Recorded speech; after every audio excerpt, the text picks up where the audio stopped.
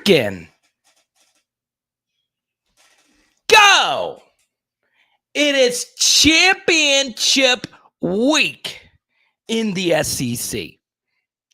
And I don't care if Alabama, I don't care if Tennessee is ranked ahead of us in the college football playoff, because gosh darn it, they will be sitting at home watching the Fighting Tigers of LSU go to work versus the Georgia Bulldogs. Now, we have a lot to get to tonight. We've got some film study to do. We got to talk about what Jayden Daniels needs to do against this ferocious Georgia Bulldog defense. Obviously, I start these live streams really fired up with a lot to share with you. That is personally on my heart. But this stream is all about you. So if this just happens to be your first time, if you're watching this live, if you're watching this 50,000 years from now, go to powerhourlsu.com and you can get my hoodies. Yes, these are brand new. Support the channel with that. But obviously tonight, we go straight to your super chat questions. We're going to answer as many questions as we possibly can. Folks, I don't mind going all freaking night tonight because my blood is freaking flowing. Not only for Jayden Daniels and hopefully his health going into Saturday, but also Pulisic and Team USA got it done against Iran today, winning and moving us to play the Dutch on Saturday. So I'm really excited about that double header we will have. Hopefully, USA and LSU will be victorious. We say hi to Emperor. I've got Georgia on my mind. What's up? Cameron, who is a big part of the PHL merch club. This old vet, John Sibley Butler. Good to see Jared. Good to see Michael. Good to see KMC. He wants to talk some recruiting. Big thanks to Max. The super chats have been very, very generous as of late. Thank you so much. LA Mom, Jacob. Good to see all of you. Glorious holiday season. We're only a few days away from the absolute best month of the freaking year. Are you kidding me? What's up, Skipper? Good to see you. And we go to Chris. We need to get back to go. We need to get some DBs from the portal. I do agree with that. So we'll get to some recruiting tonight as well. We'll talk a little bit about some of the decommitments. I'm going to be a little measured with what I have to say about decommitments, because what could come off as criticism, it's not criticism. It's with the transfer portal, losing a commitment isn't as big of a deal as it used to be. And I do think Joshua Mickens is going to be happier staying up north and potentially committing to Ohio State, and Darren Reed committing to Auburn. At least he knows who his coach is now, or he might have known. I'm pretty sure he probably knew who the coach was going to be when he committed. So, yes, do have the Deuce McAllister jersey. Wanted to actually put a Saints jersey up because they need good mojo, right? I might change it. I might put Tyron back up there. But I wanted to put another Saints jersey up there, and I put the Deuce up there. This is the only time an Ole Miss player will be enshrined on this channel, but I felt like showing Deuce some love.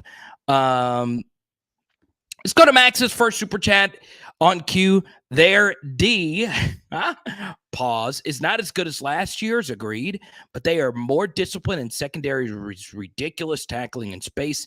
JD5 simply has got to air it out. Okay. We said to Adam, good to see you.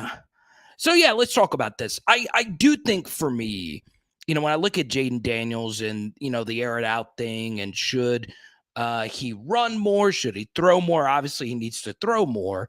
It's very interesting. So, it's what I find to be unbelievably fascinating is Jayden's yard per attempt numbers have been drastically decreasing since his true freshman year. His true freshman year, his yard per attempt number was really high, right? And now it is very low. But what's very interesting is his efficiency is better, his QBR is better, EPA is better. And what that tells me is you can't just rely on statistics when evaluating any quarterback, right? You have to be able to put all of it together. Now, do the stats show that Jayden being a little bit careful with the football actually turns out to be a good thing? They kind of sort of do, right? If you go look at EPA per run and EPA per pass, his numbers are about equally productive in terms of expected points added as, let's say, a Bryce Young. But obviously, they are two drastically different quarterbacks. Um, and the truth is, I do agree with you here, Max. Jayden has got to let it rip, because what I think teams have done now is say, look, you're not going to throw deep balls over the middle. You're not going to try and hit us over the top. Well, we're not going to respect it. And I do think there were a few missed throws in this game that actually proved it to be true. That from where I'm sitting, once again, I'm just Monday morning quarterback, but I take my film studies very seriously. I think for me, I look at like some of the misses that Jayden has, and I'm wondering, wait, how is he not seeing this? Like, how is he not, actually letting it rip? And I do believe prior turnover issues, and it's not just turnover issues in one certain game, but from games in the past, do force him to become a little tight with the football. Whereas peak Jayden Daniels is what we saw versus Florida. Well, what happened in the Florida game? Well, the first drive, he was ripping it, and we had big catches from Kayshawn, and that increased his confidence. What happened in our first couple of drives versus Texas A&M? Well, we had drops. So yeah, you do wonder if, prior confidence is a big thing for him. I truly do believe it is. So yeah, I think his vertical passing game does need to get better. And especially if you're playing a defense like Georgia. What's very interesting is Kirby Smart has done lectures on how to actually defend mobile quarterbacks, and they're actually really good, right? So yeah, I'm pretty excited about this, and I think Georgia's secondary, when they go up against NFL level wide receivers, they do get beat over the top. You can get over the top of them. You have got to just let that sucker rip. You just do. So, could JD5 not know the routes on occasions? No, I think he knows the routes. Actually, I'm pretty confident he knows the entire route tree. It's just, some guys just aren't comfortable doing it. I also think, part of me says, look, this game versus Texas A&M could be a wake-up call, in that this was actually the first game where he truly showed up gimpy after holding on to the football too long and his ankle getting rolled up on. And it actually got kind of nasty with some of those ankle injuries, right? He was in a boot the next day. And if I were, Joe Sloan, I would say, look, Jayden, you had the opportunity to throw the football here. If you throw it here, you don't get hit and you don't get hurt. And, sometimes Jayden's toughness and ability to not get hurt kind of works against him, because, he feels he can run anywhere and not actually, feel the brunt of those hits, right? I just think on both times he actually came up gimpy. The rollout to the left, he could have, thrown it to Jure. It would have been tough on the rollout, but it would have been a tutty, even though it would have come back for holding anyway. And then the second time was a 2-point conversion play. That ball should have been let go years before he actually got hurt. So, maybe his lack of mobility in this next game could actually lend itself to Jayden actually letting it rip when he needs to let it rip. So there you go. Max with the follow-up super chat. I really appreciate it. I don't care if he throws 6 interceptions. UJ's not going to let us get easy 5 yards to 7-yard passes. That's why this game, it's imperative to just let it rip, good or bad. Yeah, I read this is perfect, right? You got to get over the top of their defenses, okay? So, yeah. I do agree here. The throw at the end of the game was really, really good. And Tom, welcome to the channel. Hope you subscribe, ring the bell. Everyone, welcome Tom to the channel. Hope you are feeling wonderful today, Tom Wood. And yeah, actually it was, but that lends itself to my point a minute ago. And you'll see why that throw probably should have never happened. I'll show you a film study in just a second, Tom. But the throw to Jure was really good because he had to throw it before Jure actually, redirected his route. That's what made that throw so freaking beautiful. But yeah, I mean, so let's take the Alabama game, right?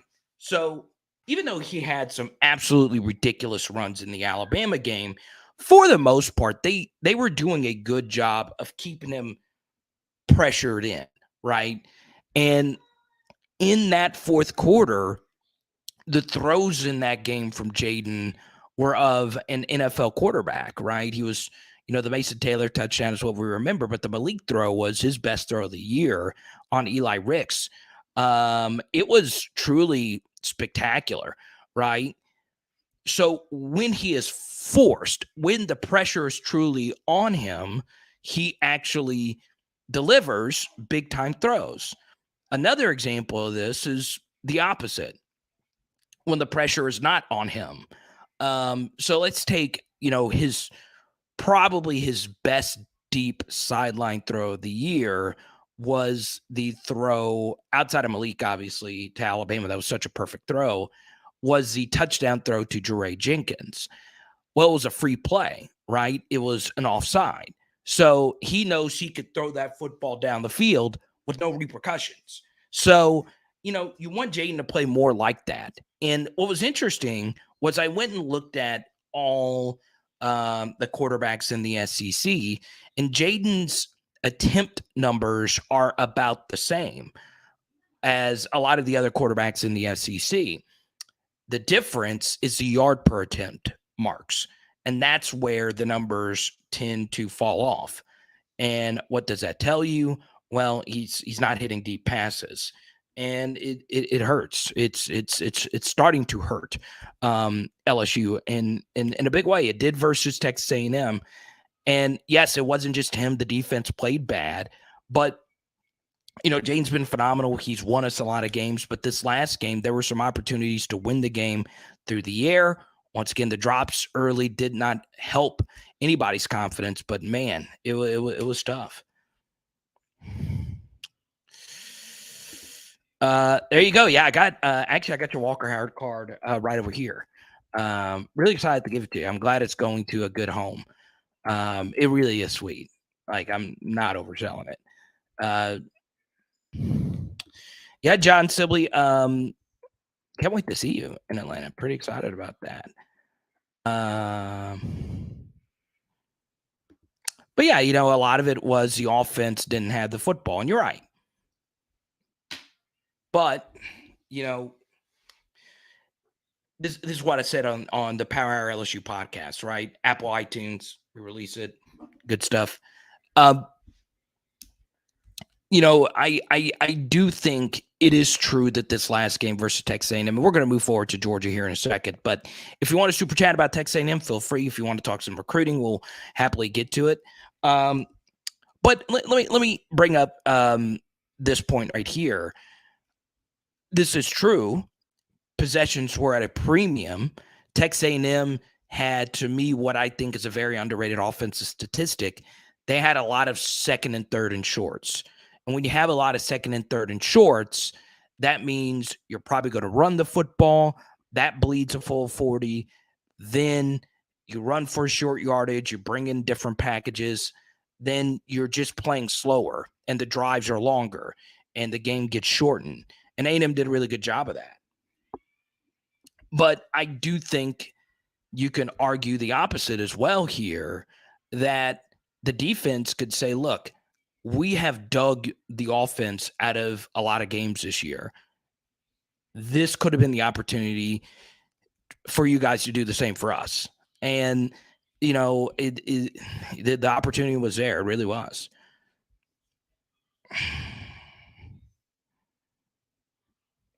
The Master Blaster, what's up? Good to see you. What's up, Hal? True or false? No fumble. LSU wins. The Golden Boot. What's up, man? We got exactly 69 viewers. Nice. I would say actually true, because John Emery had a lane if Jayden hands it off in that spot. So that's probably, that's no less than a 10-yard gain, maybe more, because they really were playing Jayden. That was definitely his worst pull read of the year. But yeah, I think LSU had the momentum at that point. If you do believe in momentum, some people don't. Yeah, I think they do, and part of me also says they do, and this is why the fumble was also so big on a more macro scale, is Jimbo's close game coaching is awful, and Brian Kelly's close game coaching after the Florida State snafu is actually really freaking good. He's always been really good in that moment. He's only really at his time at Notre Dame made one really bad decision. But other than that, in close games, he was phenomenal at making the 50-50 decisions. Now, once again, there might be a Notre Dame fan that knows more about that than me, but just at a glance, it looked like he was really good in that spot. So, yeah, I think Jimbo would have started feeling a lot of pressure. And what that scoop and score did was it took a lot of pressure off of Jimbo, because a scoop and score, you don't have to make any decision, right? The coach doesn't have to do anything. So that's why that was such a big play, right? It wasn't just our personal momentum in the game. It was also Jimbo's not a good decision maker. He's not. And if there is a positive, it might be that Texas A&M has some unwarranted offensive confidence going into next year. So, yeah.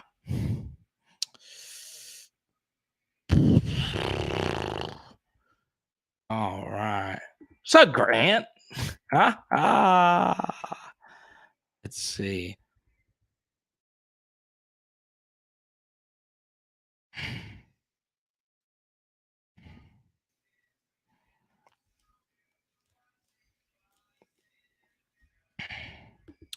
Two 3-and-outs and a second TD to start the third would have had them moving to pass more. I agree, Cameron. And it yeah, it was so big. It was so critical. But we move forward. You can't live in the past, right? So, more than likely tomorrow, I will release some form of a Jayden film study. I'm traveling to Atlanta on Thursday, and Thursday night we will be doing a live stream from somewhere. I don't know where yet. We might be doing it from Magic City. You never know. So be ready for that. And if you're in Atlanta, please hit me up. I would love to see you hanging out with a few PHLers while I'm there.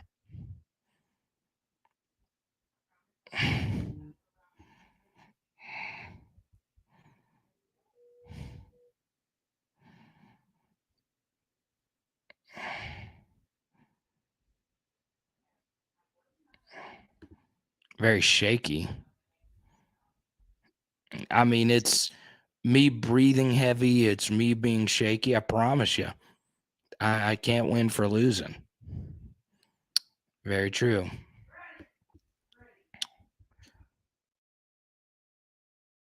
From the blue flame. I gotta get the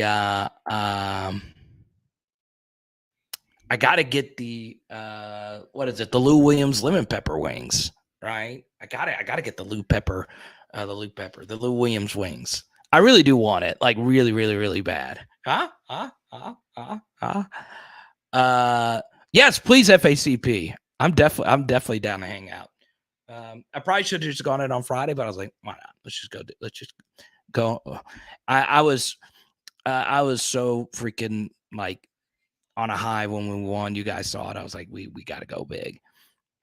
I watch his team every single day of my life.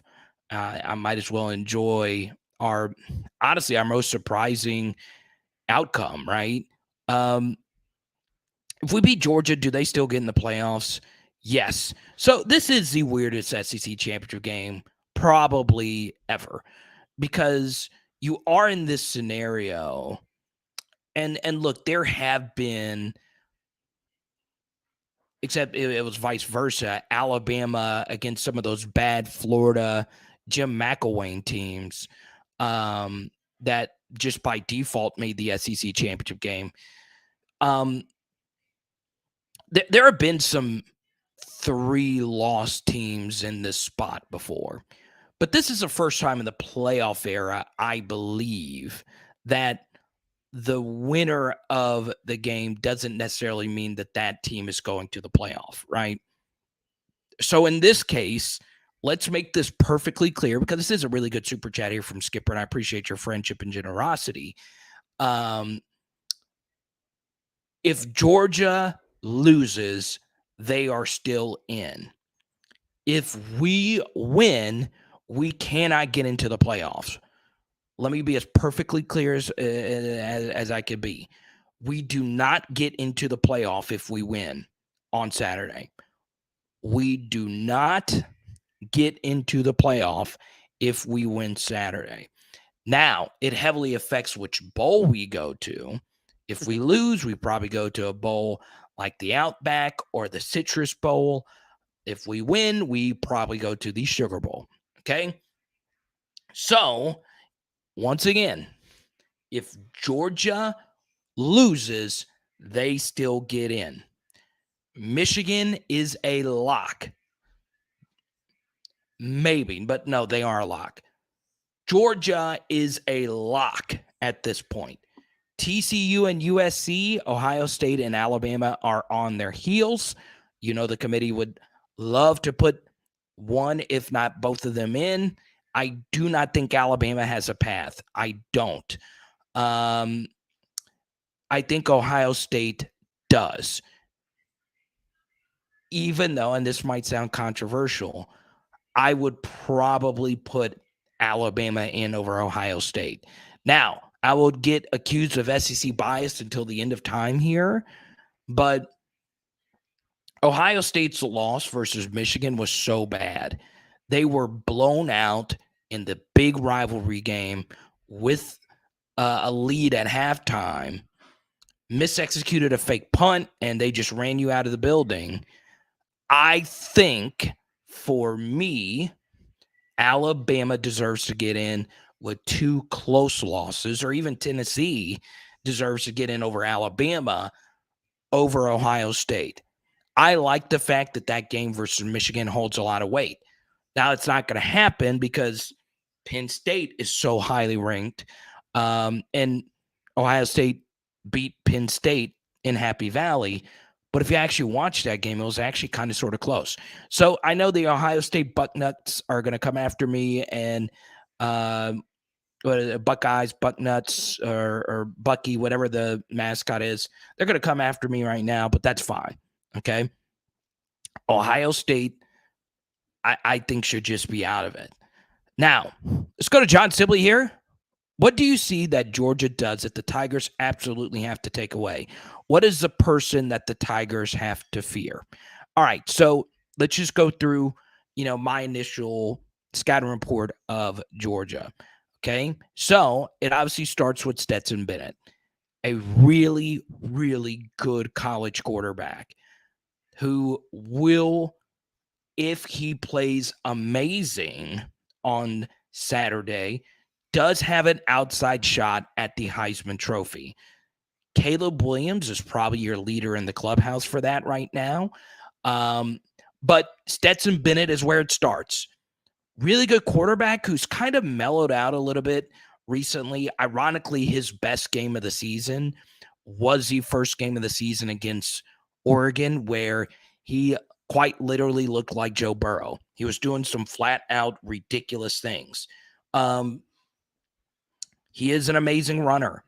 His legs are truly, truly spectacular. Now, they're not Jayden's, but they're very, very, very good, right? Some of his runs this year have been unreal, honestly. The run versus Tennessee was crazy. The run versus Auburn was crazy. Both touchdowns. He's got amazing football IQ. He's one of the oldest quarterbacks. I think him and Joe are actually the same age, if not Stetson's a little bit older. And, he's really good with the football. Now, accuracy can be an issue at times. He's just not truly spectacular at any one thing, but he's very, very good at everything. Doesn't have an elite arm. So, he's very good. Obviously, Georgia is known for 12 personnel, right? They're 2 tight end sets. Brock Bowers and Darnell Washington could very well be the 2 best tight ends in the entire sport. One is a 6'7" monster, and the other one is better than the 6'7" monster.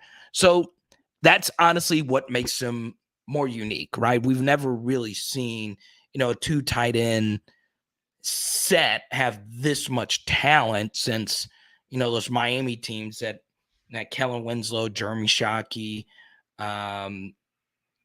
and so on, right? So, yeah, I think, that's what makes him the most unique. They have a good stable of running backs. McIntosh Hicks is a really good player. I really like their true freshman back, but he's 4th string, Branson Robinson. So their best running backs are 6, 30, and 2. Milton, number 2, has been hurt quite a bit for them this year. And, their offensive line's really good. I mean, they're well coached. They have, their best offensive lineman is from, or their center. I don't think you'd call him their best, is Cedric Van Pran. He's from New Orleans. He's really good football player. So, obviously that's what they are on offense. Okay. Staquavius is Mac Jones with legs. I love it. So yeah, I mean, I think, we go back to this. Defensively, it's very interesting. So they lost Nolan Smith out for the year, who was their Caleb Von Chason, right? He wasn't like this unbelievable, spectacular Harold Perkins type of playmaker, but he was steady, like unbelievably athletic, unbelievably long arms, a good pass rusher, good run stopper, good leader, good intangibles. But they don't have them anymore. And, their defense has evolved a little bit since then, but I mean, they're just so good at tackling and playing together. They don't allow big plays on the ground. They like to be very physical, and they like to see if you can hit them over the top with big plays. And that's where I think LSU is going to have to get it done, is through the air. They can, I'm going to repeat it again, they can get beat over the top. Keely Ringo is a corner that gets, all the headlines for this defense because, he did make the interception last year. But, I think he's very beatable on the outside. I really do think so. Christopher Smith, their DB, is a really, talented, experienced DB who's played a lot of football. He was on the field for the Joe Burrow skylacking. He's one of the few players from that team that's still playing now for them. He's a really solid player. But I do think you can get vertical on them. You just got to let her rip. You just do. You got to stretch them out. You can't let this defense play downhill, because if not, they're going to dictate everything.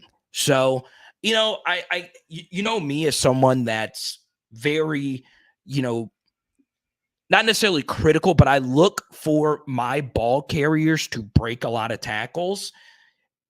Good luck versus Georgia.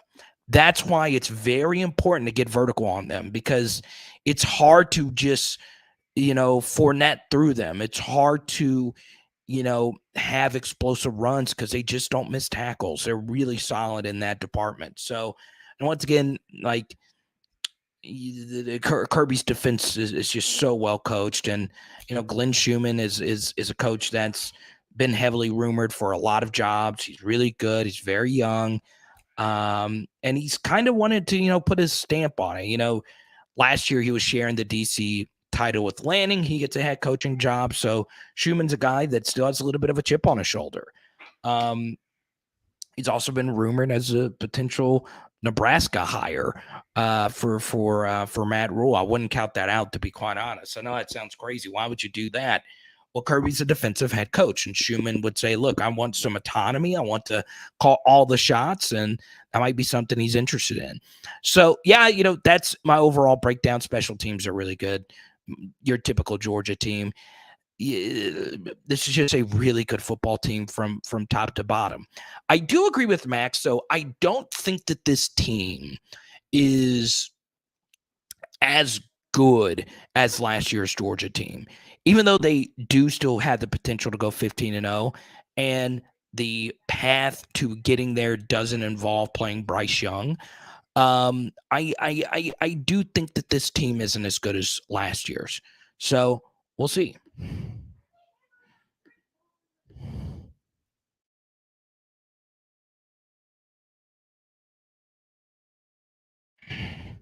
It's a cool story. Called Van Pran semifinal game against Lakeshore in 2019.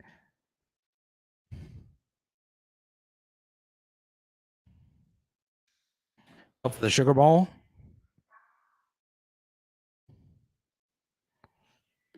I just list Aquavius as Mac Jones with legs. I would too, Skipper. And, honestly, if you guys believe in magical seasons, okay, what's up, Branson Cat? Good to see you. Yeah, so to Skipper super chat here from a few minutes ago about Georgia making the playoffs. Yeah, if they lose, they still get in, right? Kind of like the scenario they were in last year. But what has happened in college football this year in the SEC? Okay, let's take a look at the last few weeks. Okay, how many times have there been double-digit underdog upsets to ruin a season? Well, South Carolina did it a few weeks ago. Last week, Texas A&M did it to us. We did it to Alabama as double-digit point favorites. What's to say it can't happen again? Okay. Now, who is the pressure on in this matchup? Well, you saw last year, ironically, even though Alabama needed to win to get into the playoff, all the pressure was on Georgia, right? Because Georgia was going for the undefeated season. And we had 2019 LSU, 2020 Alabama, and it was supposed to be 2021 undefeated Georgia. All the pressure was on Georgia, even though Alabama had to win to survive and go to the playoff, and Georgia choked, right? They played actually a fine game, but Alabama just made more plays. The second consecutive year that all the pressure is on Georgia. This is your chance to win it all. Let's go to Grand here. I know this is blasphemous, but I am all in on USC in the playoff now. Lincoln and Caleb are super likable. Yeah, it's interesting. They both are, connected to LSU in different bizarre ways. Obviously, we were the bridesmaid to Caleb Williams' college decision. I remember, watching it on CBS Sports a few years ago. We were still living in the shack, me and Haley. Thanks to you guys. We don't live there anymore. Yeah, I was like, wow, this kid is probably going to pick Oklahoma. But his final three choices were Maryland, where he was from, us, and them. And, Ed Orgeron is probably still the coach if Caleb Williams goes to LSU. He's that good, right? The young man is truly special. And I think when it's all said and done, he's going to have a higher draft grade than any of the quarterbacks in this class. And I think he's going to have a higher draft grade than even Trevor, which is going to be tough, but it's going to be really high. Lincoln Riley as likable is Caleb. I get it, right? He's fun to watch. Obviously, Lincoln Riley's connection to LSU is, well, you guys know, the 63 burger. Tennessee fans, if you're watching, you know what that feels like, right? I'm kidding. That was a tough joke. But still, obviously we played Lincoln in the playoff, but the connection was obviously the job rumors. Okay. Some of which may or may not have been started because of a video I did that had nothing to do with actual rumors, just who I would have hired. As you guys know, Lincoln Riley was my number one candidate for the LSU job. I had no idea Brian Kelly was in the running. I'm very happy we got Brian Kelly instead of Lincoln. But Lincoln was going to win no matter where he went. He's a very good coach, borderline special coach who doesn't know how to hire a defensive coordinator. I don't know why there wasn't a professional mentor in his life to tell him, hey, this is a good time for you to break off of this Alex Grinch thing because it's not working. He's not good. And he kept him. And I don't know why. I guess like Riley's young, Alex Grinch is young. I don't know. I'm just saying if Alex Grinch was like 55 years old and looked like Rex Ryan, I don't think he would still have a job. It's kind of weird to me. He sucks. He's not a good DC. But he kept him. And here we are. I think USC has the weakest, game control of the four teams that are, currently ranked in the top four. That's probably just a guess, but they've struggled versus some teams that they shouldn't have struggled against. But man, getting the Jordan Addison transfer was huge. They lost Travis Dye, their running back. But I mean, they're just a really, really, really fun offense to watch. And the UCLA game was one of the games of the year. F the USC fighting. Max, your diction could be like Stephen A. Smith sometimes. I don't know what this word means. Wait, who are the real wordsmiths in sports media? Joe Tessitore has beautiful prose, or Gus Johnson. I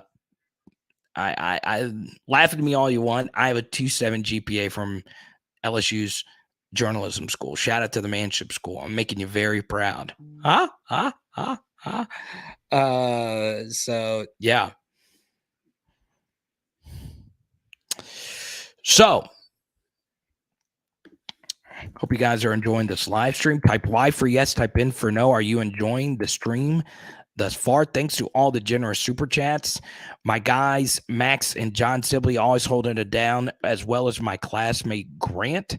Learned a pretty cool story that Grant got to call a Louisiana high school football legends playoff game. Don't forget PowerHourLSU.com. Get your merch right now. PowerHourLSU.Kizzle. Snoop Doggy Fizzle, baby. Go on ahead. PowerHourLSU.com. Don't make me regret spending the gazillion dollars it costs for me to get a website. Get your merch right now. Or if you want the true OG Power Hour LSU shirt with the big boom on the back, it's got a super special design.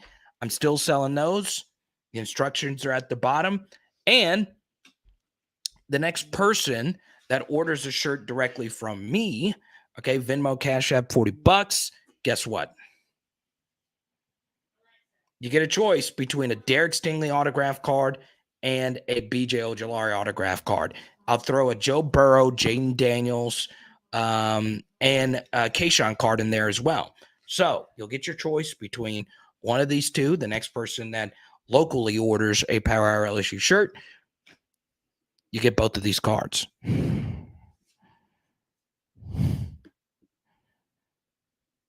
Pronunciation. Nuns. Rob D always by my side. Golden Boot, what's up? Good to see you. The Dub, Pooh Bear, and the whole crew. I love it. Tom Rinaldi, that's it. I love it. I'm a nice guy. Be getting a PHL hat soon. I like it, man. Oh, you want an Ojolari card? I got you. So I'm gonna send this one to Simper. I'm seeing you this. You're getting an Ojolari and a Walker Howard card. Are you kidding me? So I got you on the BJ. Pause. I can see Simper's wife coming out. Now hold on just a second. What kind of dog and pony show is going on? There you go. Robert. Robert got the OG PHL shirt. There you go. I love it. Thank you so much, Robert. I appreciate it. You're my guy, Robert. Robert Cannon. All right, Robert Cannon. I think I know who you are. Shoot me a DM on Twitter or Instagram at Power Hour LSU, and you are getting one of the best LSU DBs, true freshman DBs of all time to ever play the sport of college football. You're getting a Derek Stingley card. And Robert, if you'd rather a BJ Ojolari autograph, I think I have another one, so you just let me know. But there you go.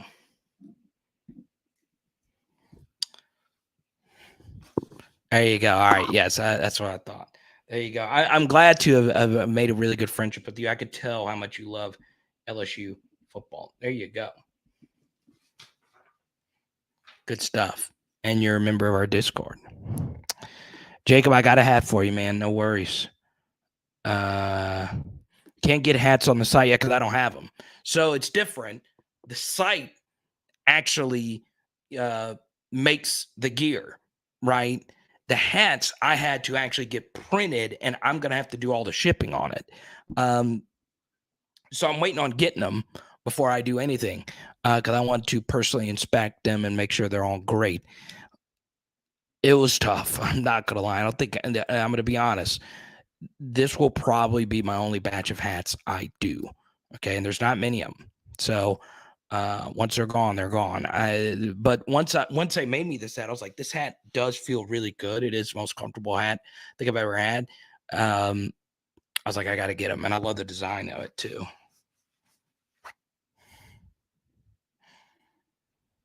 Not super. We can work it out. I promise you. Robert, my man Cannon, is a beast. He is super nice. So I'm gonna send you the Ojolari card because you're one of my top viewers, Semper, for real. And I know that.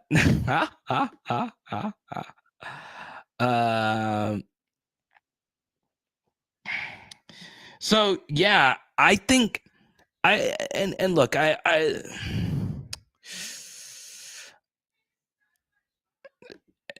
if I sign your hat, sign it on the inside.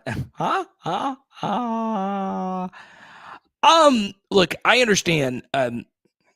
So I know we talked a lot about Jayden, and Jayden is the, like such, a big part of our conversation. And I know a lot of you, Simper being some of them, but some people that don't comment, who know Walker Howard and Garrett Nussmeier watch my channel, right? Now, don't know Walker's people as well as I know some of Garrett's people. But I do know, some of them watch, right? So I understand like the Jayden discourse gets into what are we going to do next year? And let me say this about Jayden Daniels, right? Is he an extremely flawed quarterback? Yes. Does the ball magically do wobbly, weird things when it comes out of his hand in a perfectly clean pocket? Sometimes it does. It is a very bizarre thing to describe, right? But he is a unicorn in many ways, right? And we would not have the success we have had this year if it's not been for his existence. And to take it one step further, Jayden is one of these quarterbacks that can go out there and win it on his own with not so great supporting cast, right? So let me put it this way. The Florida State game, our offensive line's performance in that game was one of the lowest graded offensive line performances I have ever had, right? We have had some bad ones. 2020 versus Texas A&M, I thought was the worst. I think Florida State might have been worse, right? And we almost won that game because Jayden has a supernova ability to run the football. And he missed some throws where he did have time to throw it as well. So, that's why, I blocked someone last week that kept saying over and over that Jayden is just this garbage quarterback. It's not true. It's complicated, right? Like it really is. You can't really say that he's super duper great like a Caleb Williams or a Drake May, and you can't say he's Andrew Hatch or Casey Dick or just whoever would think of any bad SEC quarterback. Or I don't like saying bad. All players at this level are good, but he's solid. He's really, really, really solid. And honestly, I think that's what this team needed. And I'll also say this. There's not many transfer portal quarterbacks with 3 years of Power 5 starting experience that exist, right? There's just not. Now, Michigan just had a kid enter the portal who I think's decent. What's his name? Cade McNamara, I think. So yeah, I mean, appreciate what Jayden is and also appreciate what he may not be. But I do know this, even though our offensive yard per play numbers isn't where it needs to be, even though we don't take enough deep shots down the field, he's a lot better than a lot of other options out there. And I sometimes think, if you are a big Jayden critic, honestly, just go watch college football and just watch other teams and see how many great quarterbacks exist. And you would be shocked. Ironically, the SEC has quite a few good ones this year, but it's normally not like this deep.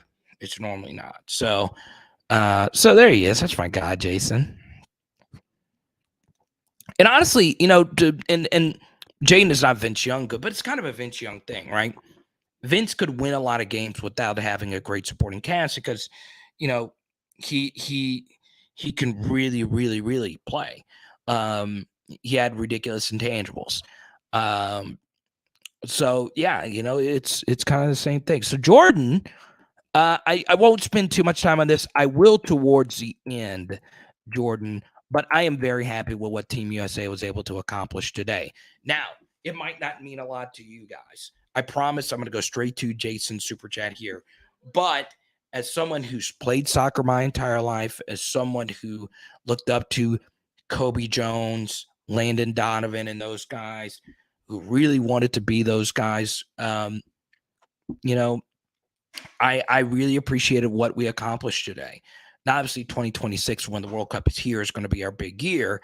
And Power LSU will have 100,000 subscribers by then, and I'll have my own private suite to watch Christian Pulisic lead us to our first ever World Cup title.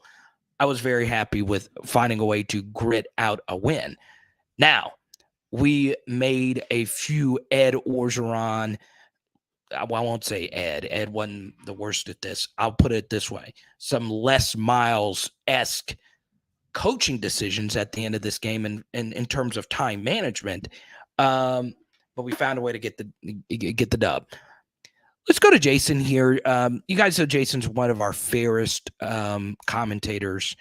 Jayden has to have more faith in his receivers. He's not going to have many wide open opportunities against Georgia. Ringo is the real deal. I agree, Jason. And as great as Keely Ringo is, he is a very Trayvon Diggs type of corner. He's either going to make a big freaking play or you are going to feast. It's either one or the other. And I think BTJ is going to moss him. I really do. I think BTJ is going to awesome. I need to check out this game, the Senegal Ecuador game. I saw Senegal actually get the dub today. It's interesting. So, we play the Netherlands on Saturday at 9 a.m. and we will play our championship game at 4 Eastern. So 3 Central. Pretty excited about that. So there you go.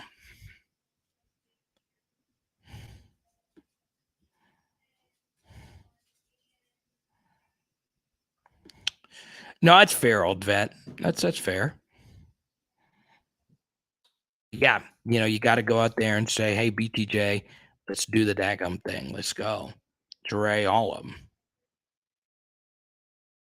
Florida in the garbage. I got to say this, man. I love watching Anthony Richardson play. I like watching freak athletes. I just do. And that guy is like, wow. You put somebody in a lab and that's what pops out. That guy has everything. And the Florida State game, that was the best 9 of 27 line I think I've ever seen. And what's very interesting as well is I know you talk so much about Jayden Daniels. How about this? Okay. I'll touch on this just briefly because we're going to have an entire offseason to talk about this. But there you go, Cameron. Yeah, I got you. We got an entire offseason to talk about this, right? Jordan Travis is leaning towards coming back next year for Florida State.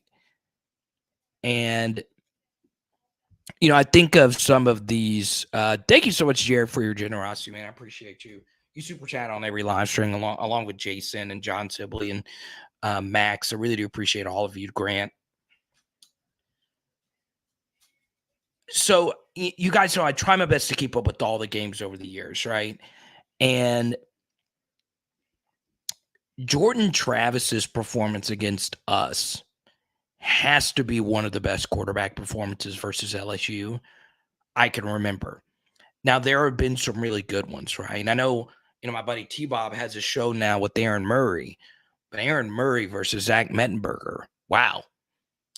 But Jordan Travis versus us was truly insane for a quarterback's first game of the season with transfer portal receivers.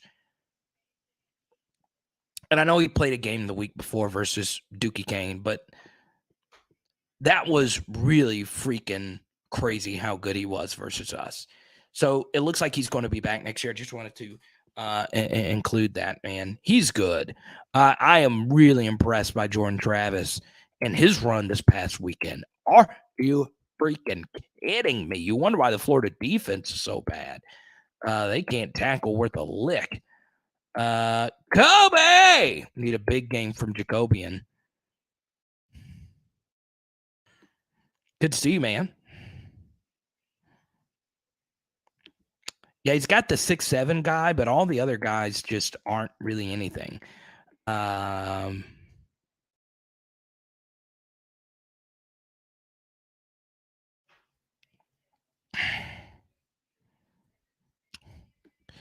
Yeah.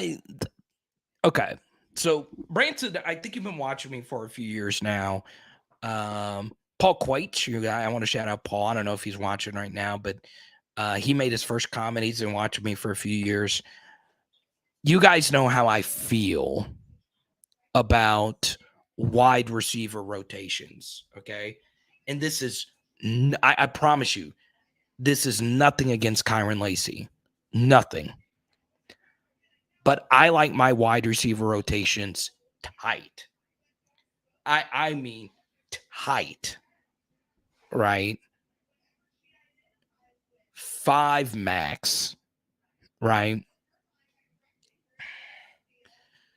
Because wide receiver and quarterback is a timing thing, right? Like I wouldn't I know it's not, an apples to apples thing, but you know, the night before I have a Cirque du Soleil show, I don't want my acrobats to being rotated around, differently than how they've been for the entire length of the shows. I know it's not like the best apples to apples thing, but there's a connection, right? Like for these stunts. And the funny thing about like the first drop was what was Kyron actually ran a really good route, and the throw wasn't great, but you still got to catch it. So there you go.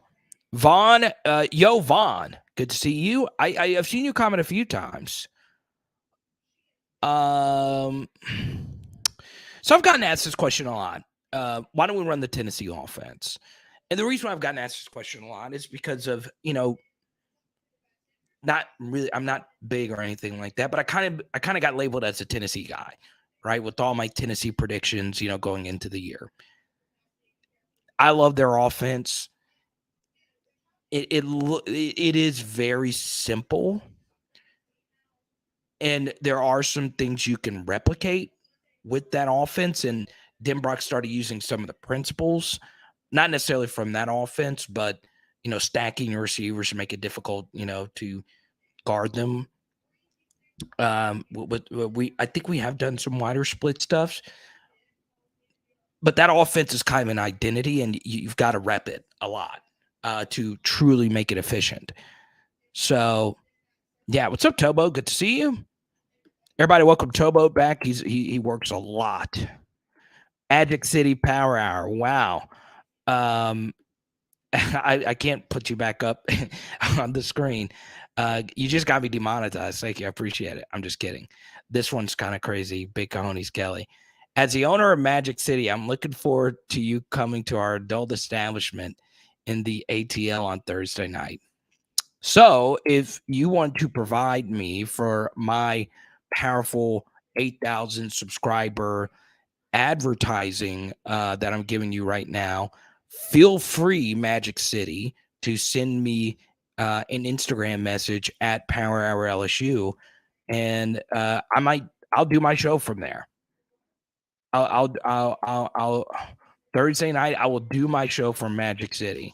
Right now, I might need to send YouTube a few emails saying, hey, there's nothing I could do with what happens. I might have to, start an OnlyFans stream for me to be able to do the show from there. But I am very happy for the chicken wings, right?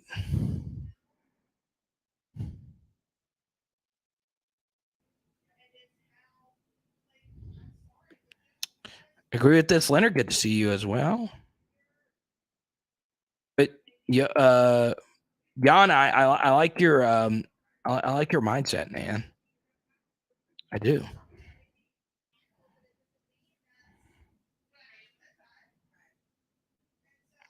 This is what Branson is essentially admitting here.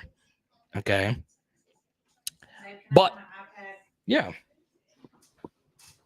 gonna watch the Casey Anthony thing. Casey Anthony thing. Yeah, the new documentary. Oh God.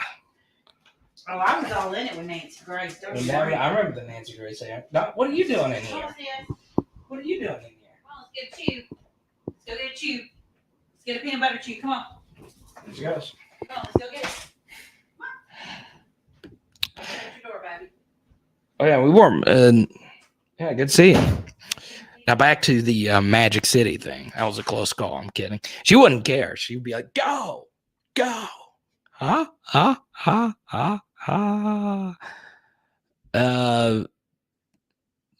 She'd be the one egging it on. She'd be like, "You better go." Tell Cinnamon and Sunshine I said, "What's up?" That's what she'd be saying.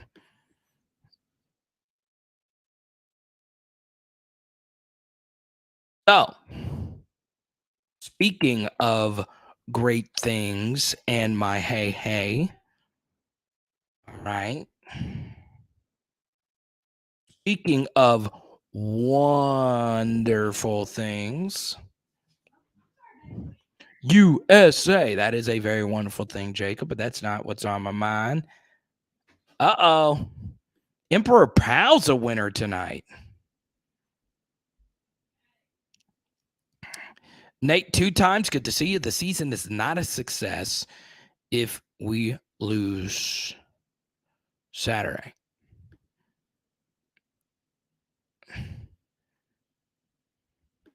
What is Magic City?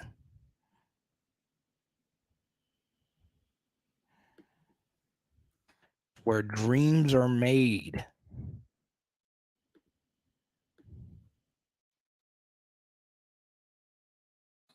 It's where you might find Hugh Freeze with a rotary phone.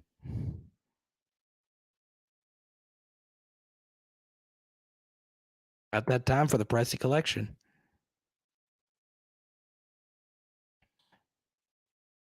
Zipper said he called it early. He said, I called it 4-7 year. But you guys know what to do. Pressy Collection and PressyCollection.com. Okay. Now, before we get to John Sibley's wonderful super chat here, Pressy Collection. You guys know what's great about Anthony Starr Presley is this is a man that you could trust with the biggest decision of your life. Don't go any other route before you talk to Anthony Starr Presley, because what he does cuts out the middleman in this very important process of getting the absolute most important piece of jewelry. Now, that may not be your engagement ring. You might already have one. There are plenty of other pieces of jewelry that you could potentially want to make not only your wife or your significant other happy, but make you happy. Before you buy your next diamond ring, before you buy your next necklace, any type of jewelry you could think of, please come to me first, and I'll get you in touch with Anthony Starr Presley and the Presley Collection.com. Okay?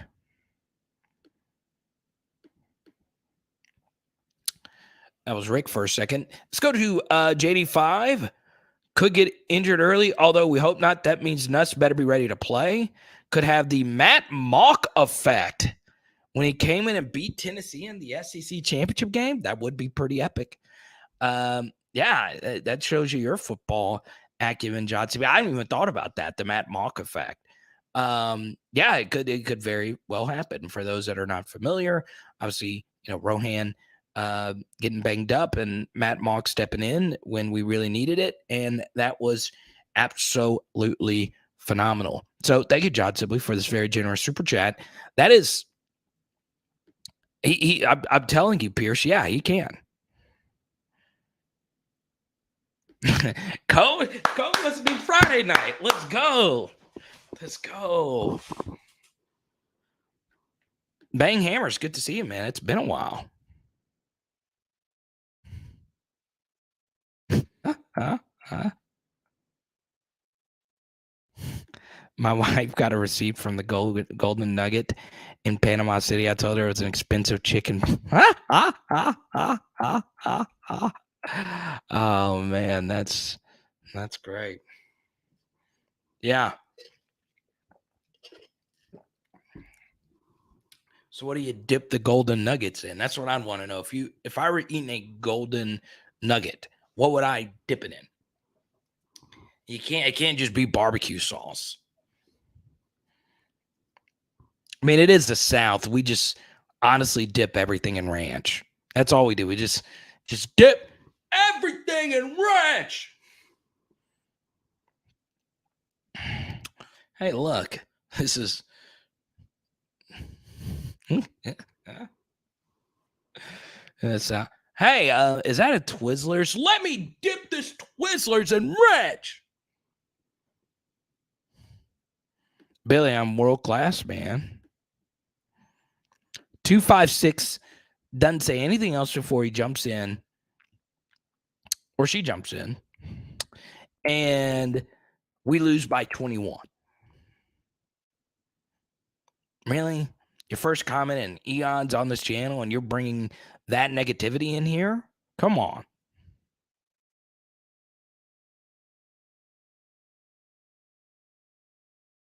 You beat Bama, you go to the championship.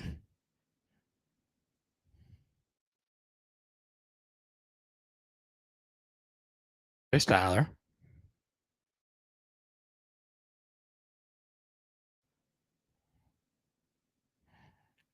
The season is not a success if they lose Saturday.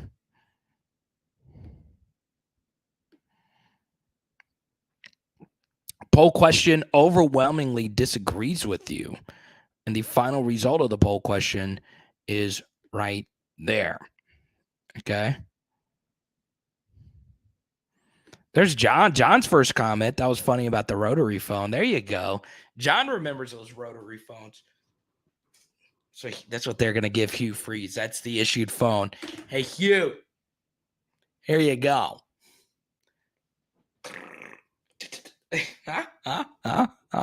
My grandmother in New Road still has hers, man. That rotary. You got to love it, man. You used to have to earn that dial, man. Forget saved contacts. You used to have to twist that something thing. Let's go.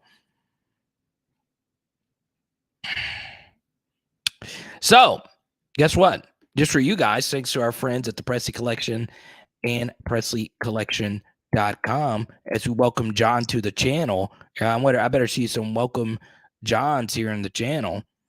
John, you're a legend in my book. Let's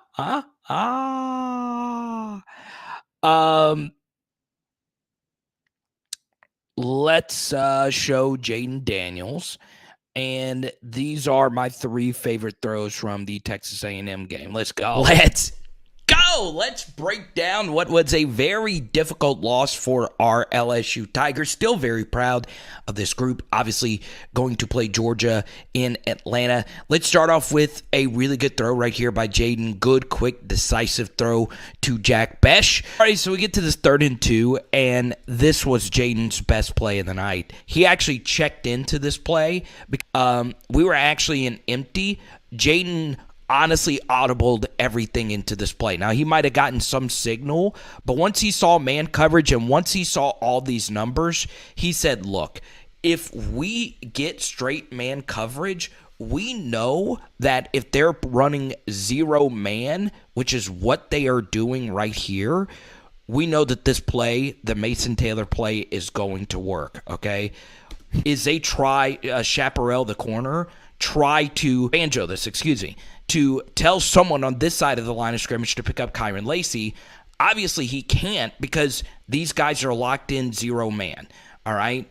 You just can't call a better audible right here. And, I mean, once again, they out-schemed us all night. The best thing to stop a rollout is a blitz from a corner or a safety coming downhill.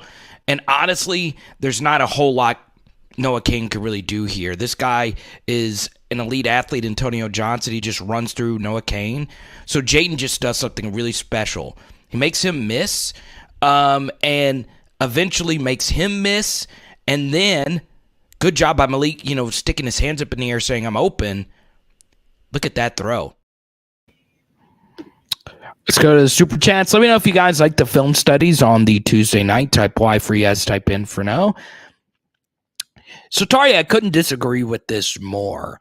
We couldn't beat A&M, so there's no luck against Georgia. It's crazy because South Carolina couldn't beat Arkansas. No luck versus Tennessee, right? Wrong. Transitive property doesn't work. These are 18, 19, 20, and 21-year-old kids that are heavily influenced, not necessarily by the games themselves, but when you play the games, right? Like, for instance, a lot of players respond after a loss. It's just how it is. It's natural. We lost. We want to come out and show everyone that we're not that. Texas A&M sucked. All year long, they sucked. They're garbage. Garbage. Garbage. Well, what did they do? Well, they saw, look, it's our last game. Let's go out winners. And they went out winners. They did not play like that all year, right? So, you have to factor all of that in. You also got to factor in Georgia's going to be under way more pressure than us. So, Georgia is a way better team. They could blow us out. They very well could, but this idea that we're just going to get washed. Look, I went off on how much I love Stetson Bennett earlier. I love stories like this, right? This is a kid that stuck it out, a former walk-on. Heck, his jersey number used to be 22. He's not Joe Burrow. Unless Joe Burrow is on that opposite sideline, you are not guaranteed a victory unless your college quarterback is named Joe Burrow or Cam Newton. If that's not their names, it's not a guaranteed victory. So, it's just all there is to it, right? Does Jamar Chase play for them? No. Any potential transfer portal players we're looking at, hopefully some DBs. Yes, some of Louisiana ties. There's a few at Notre Dame, the defensive tackle. But, Brian Kelly actually brought this up this week. The SEC championship game isn't the absolute best thing for us during this time, right? There is a downside in college football in extending your season. That means less time for you to be able to recruit. And, right after this game ends, the transfer portal window will officially be open. So you have to get ready for a game, but at the same time, recruit. So who needs to step up? Well, the recruiting staffers, the people who do this, and LSU's got a pretty good recruiting staff, right? I've heard good things, right? It's Destiny Wilson, Belton, Arcement, Wilson. I recruit to boot. That's such a fun saying. Gotta love it. So Sherman Wilson and all those guys, they and gals, they're gonna have to get a lot done. Because the coaches are really busy right now.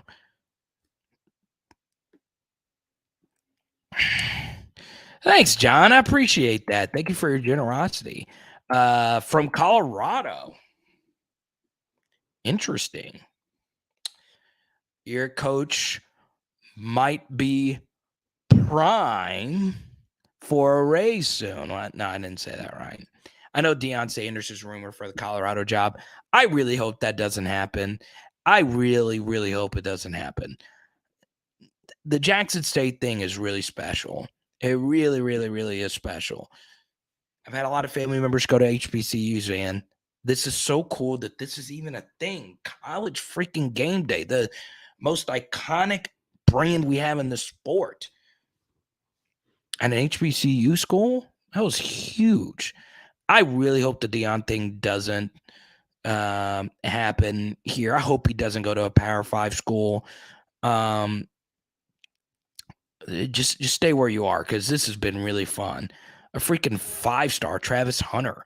This stuff's just so freaking cool. So I hope Deion stays put. But John, thank you so much. And John, you get to pick the next topic. You go right on ahead, John. Anything you want to talk about, we will go straight through it. I really appreciate it. Rustin versus Zachary Friday night for a trip to the Dome. What a game, right? Kyle Williams in that defense going up against Holstein. That's pretty interesting.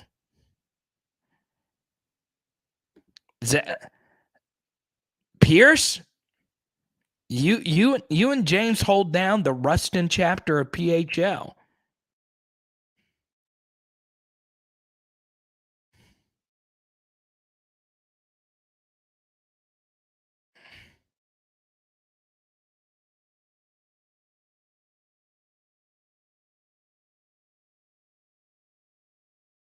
Rob, you like the film study? There you go.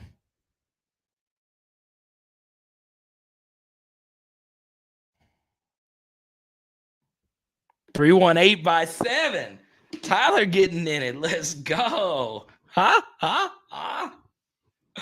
Did you guys know that Tyler is the one who sets point spreads for high school games? Did you know that? He is I'm kidding. It would be interesting, though, if there was like a high school bookie that set point spreads for high school games. That would be crazy. Oh, that'd be cool if Pierce and James showed up in PHL gear. Let's go. So John wants to talk DBs. Let's do it. Thank you for your generosity. What happens when all the transfer portal DBs leave? I don't see a lot of young DBs getting playing time. Well, we're going to be kind of screwed. Let's be honest about this. And we're just going to have to hit the portal, right? We're just going to be kind of screwed. Like,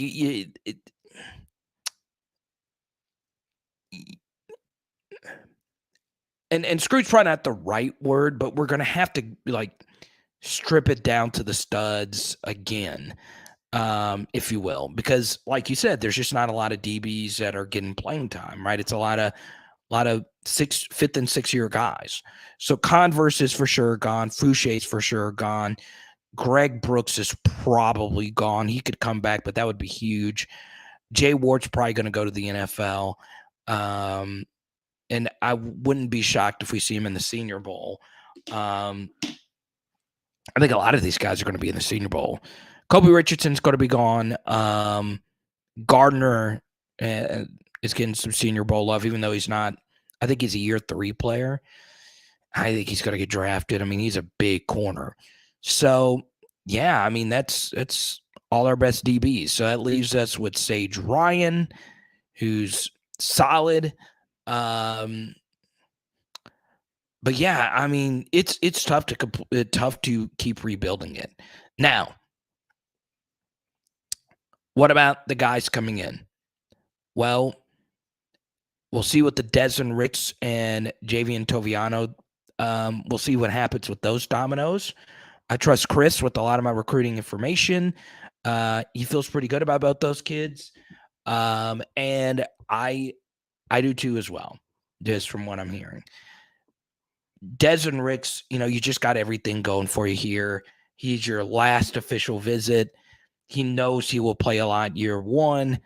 So I think LSU is looking pretty good there. And Toviano is also looking pretty good at this point. So that's obviously good. Then you look at the DBs you already have committed, right? Stamps looks to be a diamond in the rough here, a Louisiana animal. Obviously, Jeremiah Hughes is very interesting. Ryan Yates out of Texas. You got some good 2024s, but, that's not going to help us next year. So, yeah, I mean, we'll see what happens with Dalen Austin here. And yeah, I mean, this DB class has already shaped itself up pretty nicely. So,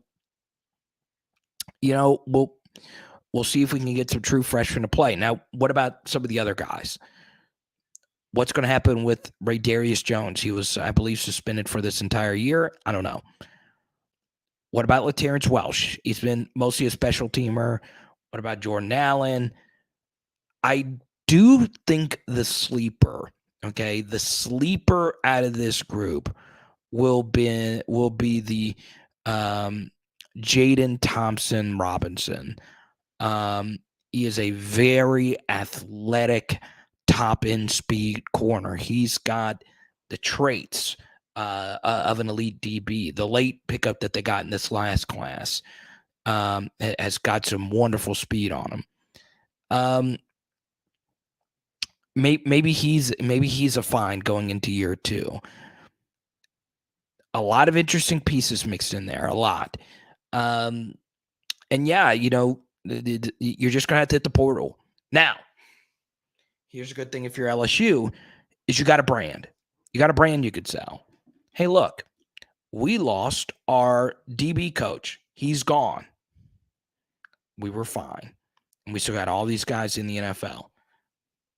Come here, play right away, go get drafted. It's that simple. So it does make it a little bit easier there, John, but I appreciate your question. Let me know if I answered your question, okay?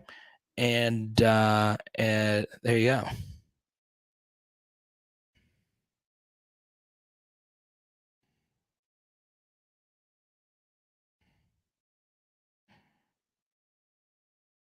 Oh, man. E.D. White. Ooh, that was a tough loss for y'all last year. Sleep on these. Huh?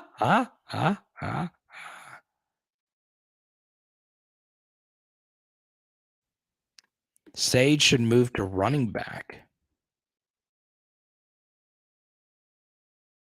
I would like to see him with the football in his hands, right? Because he was this all world running back in high school.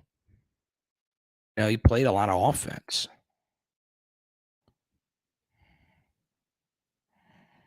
Unbanned music. I'd have to go find.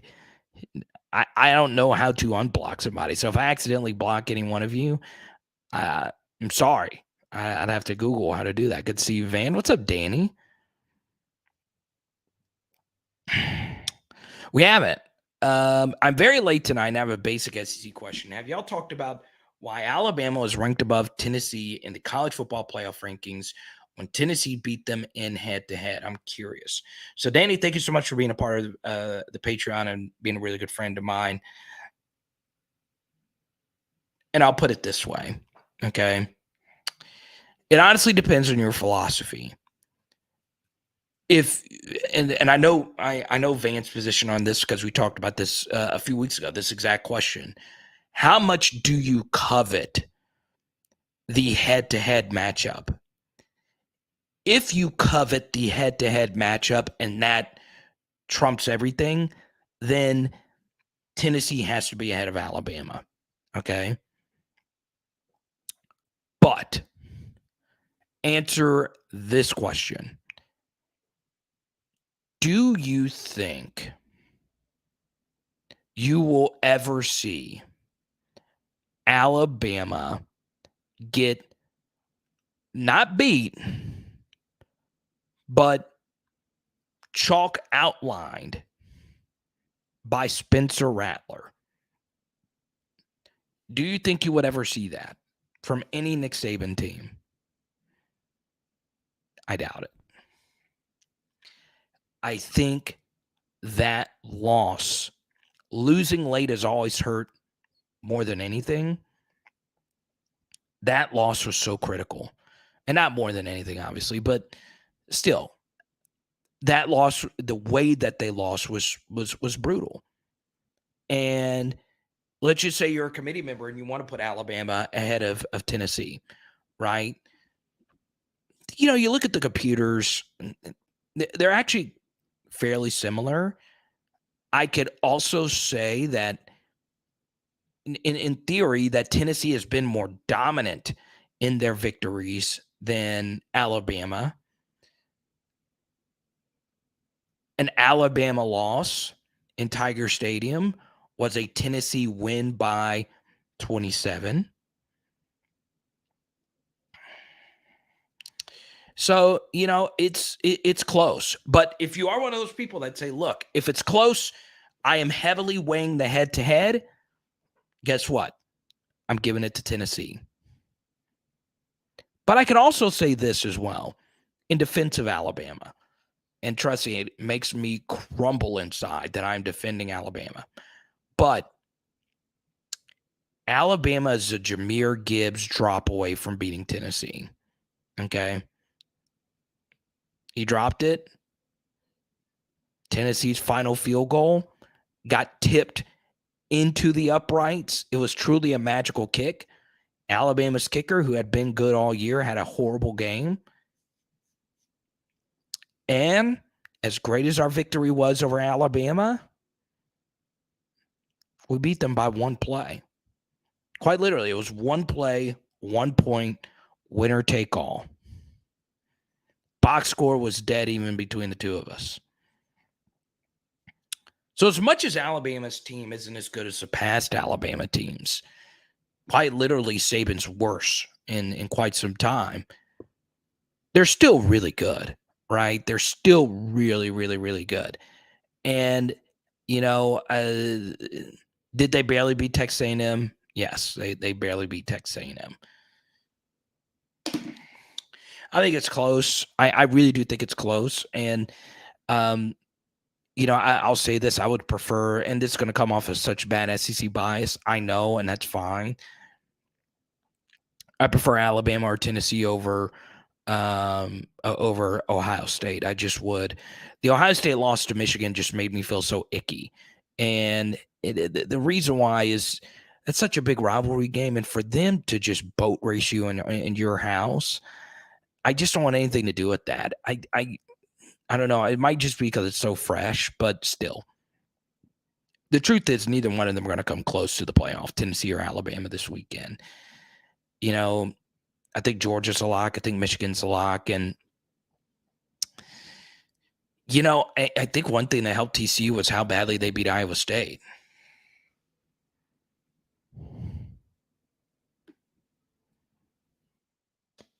That's a good point by Carvis, right?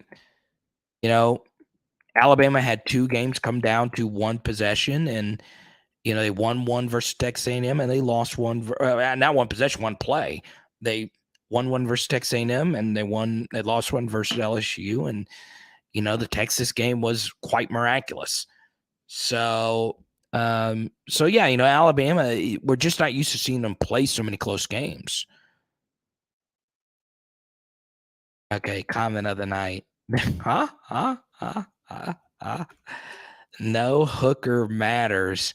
Not talking Magic City. That is beautiful.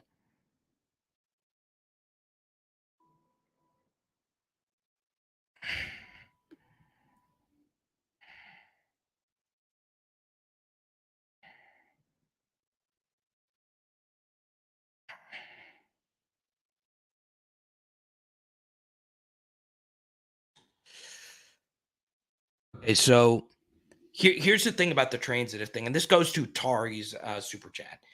But Bama lost to an LSU team that was blown out by a 5-7 Texas A&M team, right? But you then could get into, well, Tennessee got blown out by a team that that got blown out by Arkansas. South Carolina has a bunch of ugly losses this year. South Carolina got boat raced by Florida. That was on the back end of a back-to-back road game, but they still got boat raced.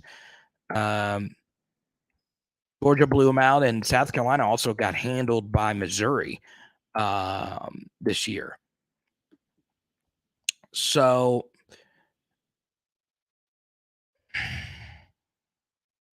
yeah, I mean, it's tough. It's tough. So if you don't want me to talk about Alabama anymore, I see a few people saying, "Can we go on to something else?" Feel free to super chat. I'll happily go to that next topic. And while we get some new topics in, let's go and check in on the poll question. If Jayden can't go, who would you rather play, a quarterback, Walker Howard or Garrett Nussmeier? Walker Howard winning the poll. Very interesting. The power of the unknown. So there you go. Now, don't forget, Power LSU Black Friday sale still going on. I'm gonna keep it running, baby. Take advantage of all our merch here.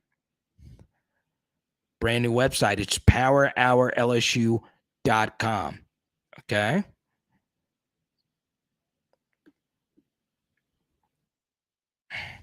All right, Skipper. We'll see you in the Discord, man.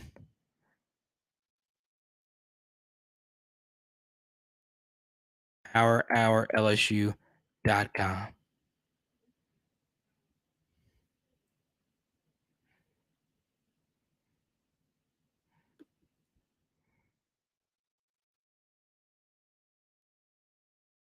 Maybe a hooker should. that is. I did not think Cameron's comment would get Todd, but I think John Sibley just did it. That's funny. That's truly great comedy. Oh my goodness. A quarterback named Hooker in the SEC, and he doesn't play for Hugh Freeze. That's so good. That's so good. Even Jared. That's so good. Could we see Bama, LSU, and Georgia in the playoffs at some point? Well, Stacy, in a few years, you're going to see all three of them every year in the playoff. It's a sad thing about it. But yes, when the playoff goes to 12 teams, Alabama and Georgia will for sure be in it. Every year, we probably will be as well. I mean, once BK gets this thing going, I mean, how many more than 2-loss years are we going to have? I mean, we'll probably have a couple, 3, maybe a 4 in there, but man, I don't know. Knock on wood, obviously, but in a few years, all of this won't be as fun, right?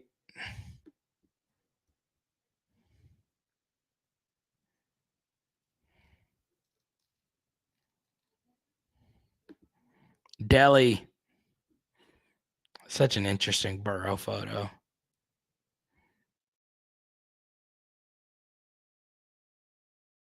I love it.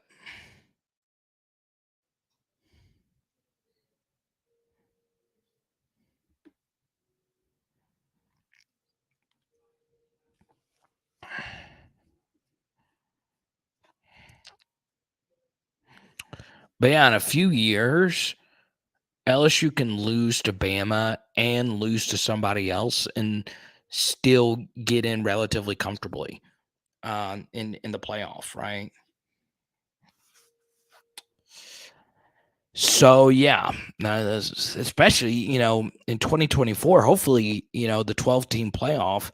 I would like for it to get pushed back as much. I enjoy the 14 format, but honestly, with our schedule in 2024, we got to play USC and UCLA, right? 2 Big Ten teams on our schedule. That's still weird. That still kind of makes me feel icky. 2 Big Ten teams on our schedule? Really?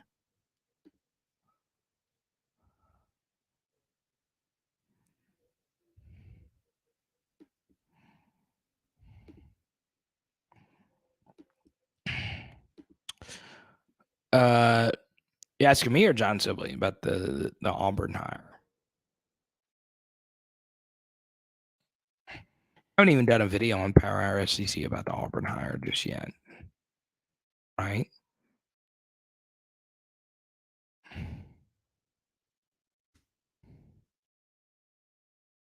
Telling you, I thought Brian Kelly was going to run away with Coach of the Year this year. It's either going to be him, Heupel, or Shane Beamer. Okay, so don't forget Power Hour SCC. We're at 809 subscribers. Okay, please go subscribe. The 100 subscriber mark is huge for me. Okay.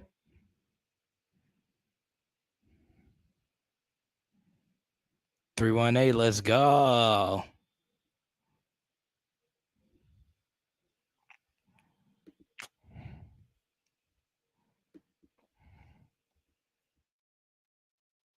Why doesn't Joe Burrow do more LSU stuff?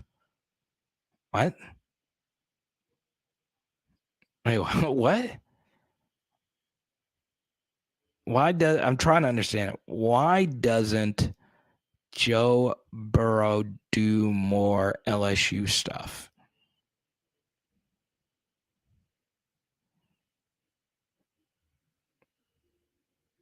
Why are saying like why doesn't he coach? I'm genuinely perplexed by this.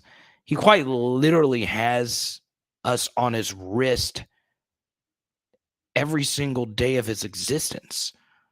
Um, I I don't know. I'm not mad. I'm just genuinely like kind of curious about this. Um, I still can't get over this. So maybe Hooker should transfer it all.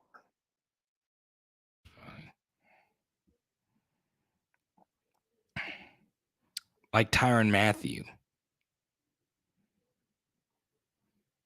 Okay, so yeah, I mean, it's hard to do more LSU stuff than what Tyrann Mathieu has done for LSU. I mean, his name. I mean, he's donated $1 million to the school. and has done a lot of stuff. I mean,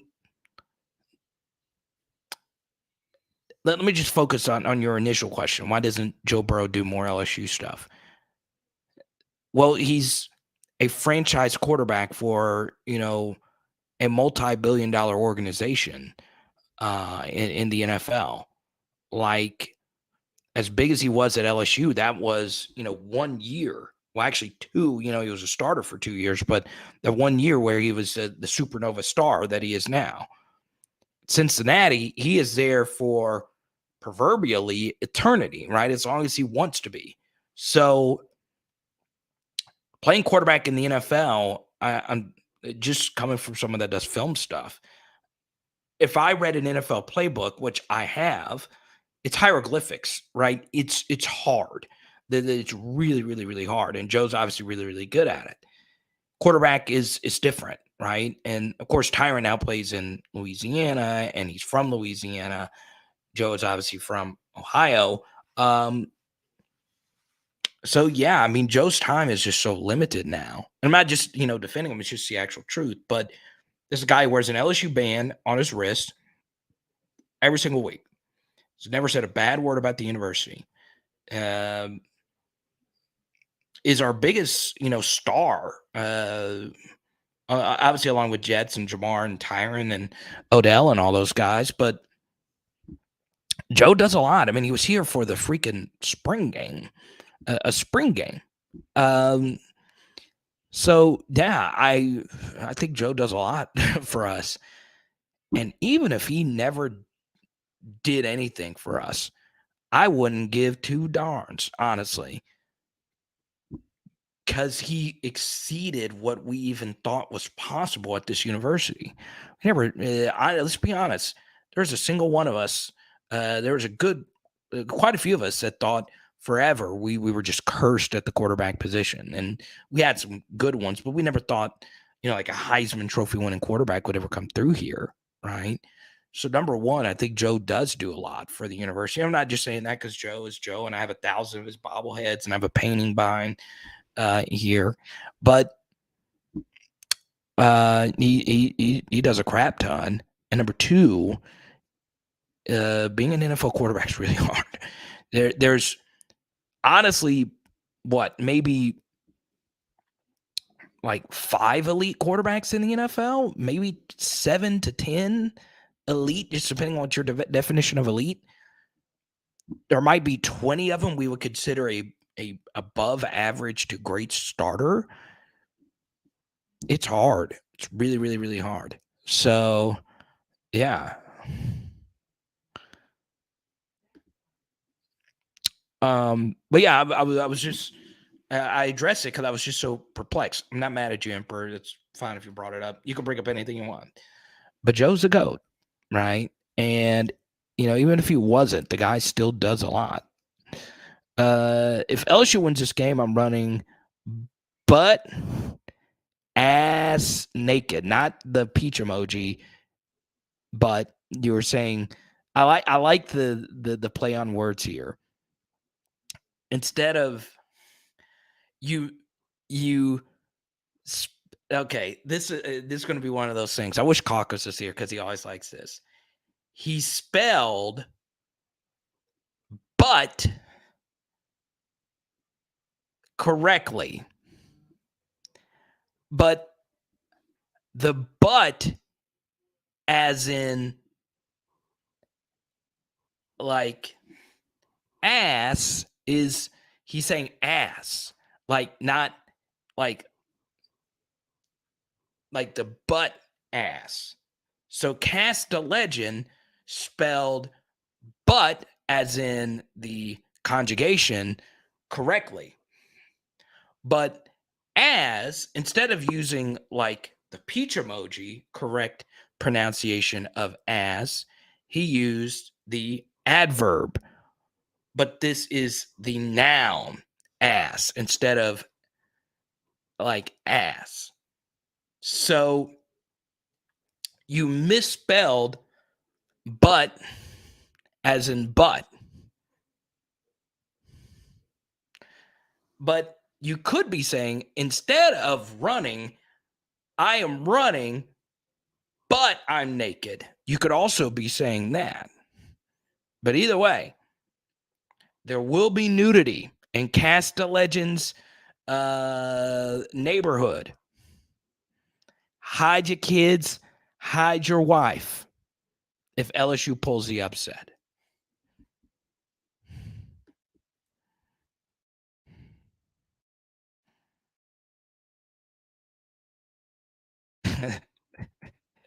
Hugh Freeze jokes.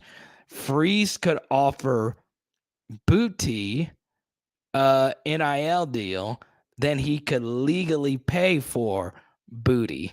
I love it. These have been great. These have been flat out great tonight. But yes, anytime you talk about anything in football, always remember that quarterbacks are totally different in almost every way imaginable. Every aspect of football, the quarterback is so different than everybody else on the team. In fantasy, in football cards, in actual football, how the game's officiated.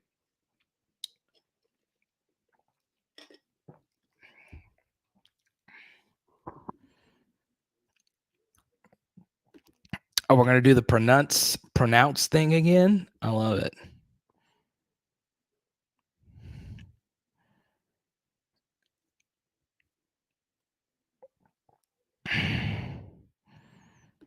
Yeah, same here.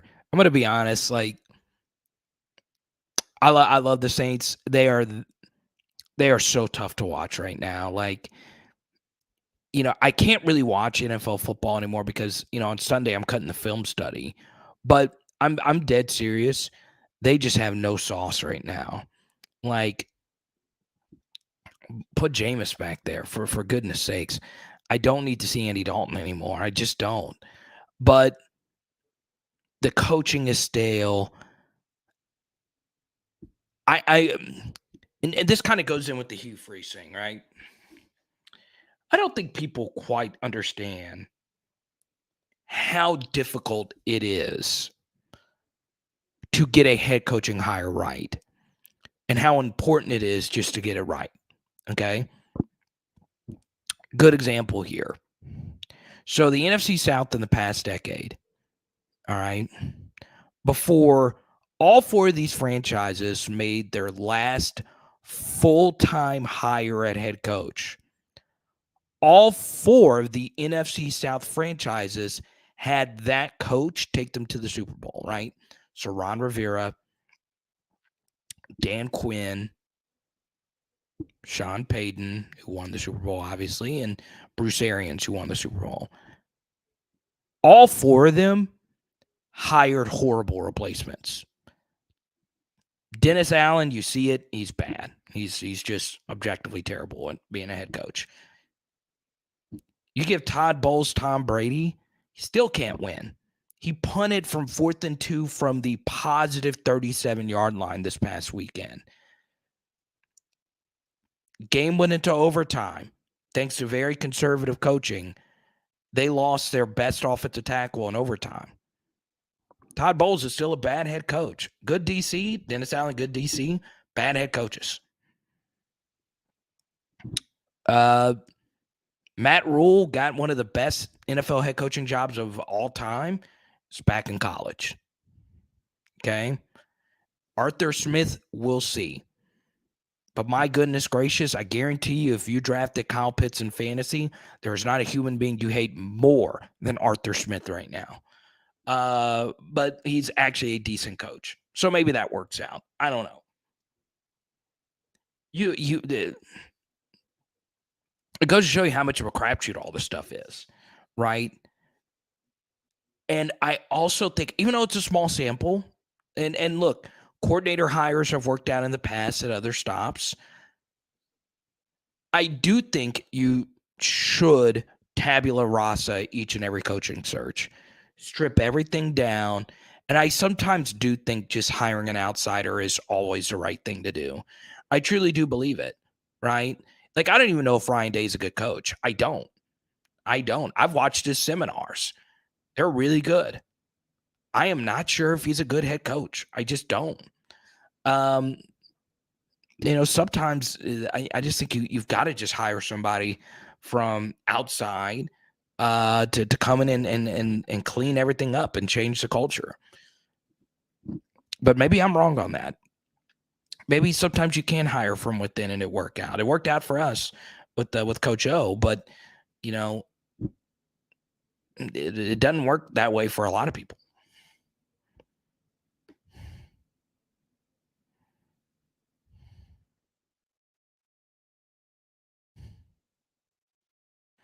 Yeah, it's just not fun for me, Jacob. It's just not fun. Like I can't. Like, I just can't. It's like it's just kind of meh to me. I'm being honest. So there you go. Now we are reaching the 2-hour mark of tonight's live stream. I do feel you would feel a lot better about yourself if you got yourself one of these PHL hoodies. PowerHourLSU.com is a good place to go. Make sure you take advantage of the hoodies. Okay. Now, I don't want to bring something up really quickly. How many of you, I'm just going to, run this by you. My night live streams still do well. They really do. This is absolutely phenomenal. It's my favorite thing. I look forward to it all day. But, I'm always trying to reinvent myself, right? My analytics look good, all that good stuff. I'm always trying to grow. How many of you would be interested in me doing a day live stream, like during the off season? Like, I thought about this when I was doing, I did a podcast episode earlier this year about the Tennessee game being at 11 a.m. and how that was a good thing for a lot of people, right? People that, have to always work nights. So yeah, let me know. I'm interested in switching some things up, this off season. We'll obviously still do, like our normal live streams. But I think I think it'd be very interesting. Jared says he's out. Well, he put the headsets in, man. I might do a few day live streams. Let's see.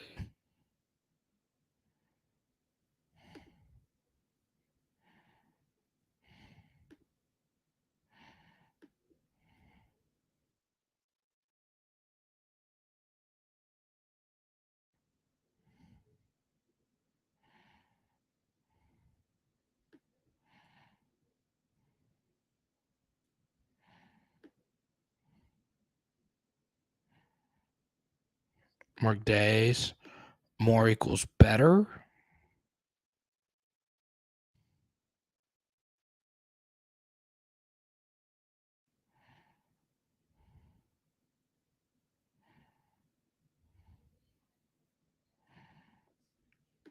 No, I didn't get demonetized.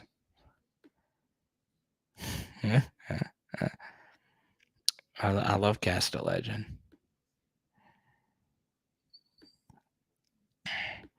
Walker Howard won this poll. Very interesting. 3 to 6.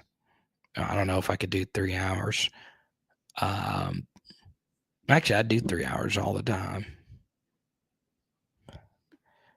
If somebody loses, they have a chance. John said we would love some day live streams.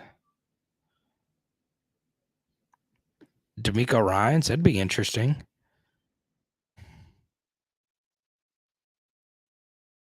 I do think the Saints would go for an offensive coach, but I like D'Amico a lot.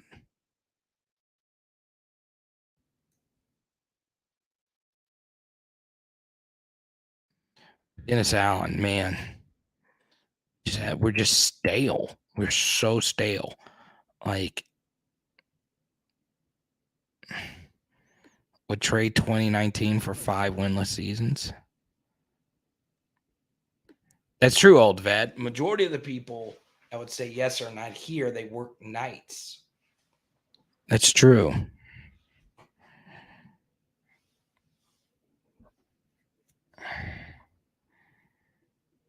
For the bowl, you'd rather the Nest Bus. What's up, Nolan?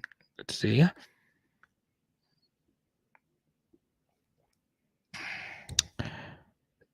All righty. So in the next 5 minutes, I'll answer as many questions as I possibly can. Feel free to fire away. But if you super chat, we'll keep this party going all night, because that's why I'm here, to be with you all night. All right.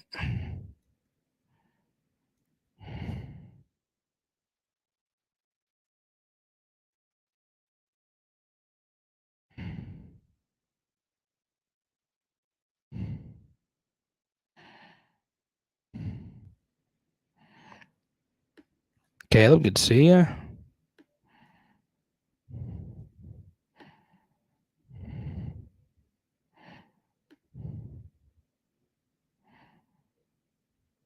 Oh yeah, more time during the day in the summer.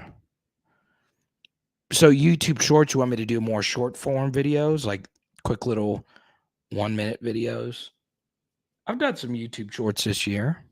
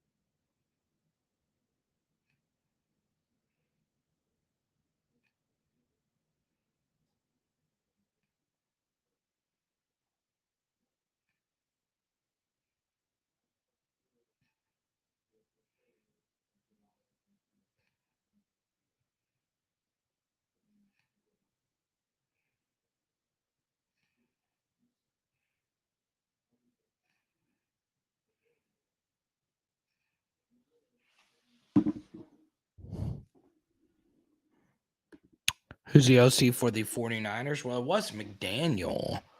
But who's the OC now? I don't know. I have no idea.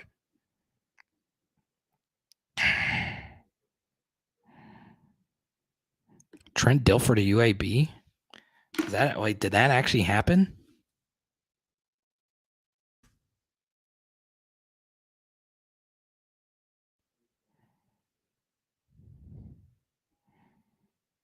That's crazy. Huh?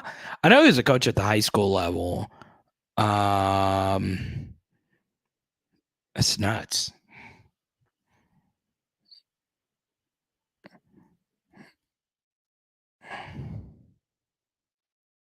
I saw their DT Fish McWilliams. I love that name. They were stumping for Brian Vincent, the coach that coached for him this year. God, it's so interesting. I think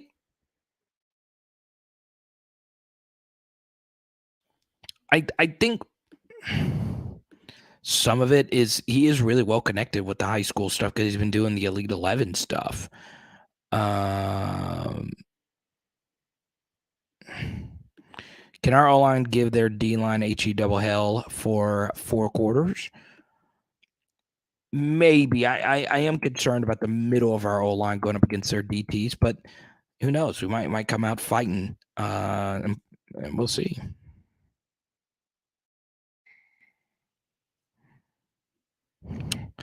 That's a good question here. Good to see you again, Michaela. I need you around more often, man. I've been missing you.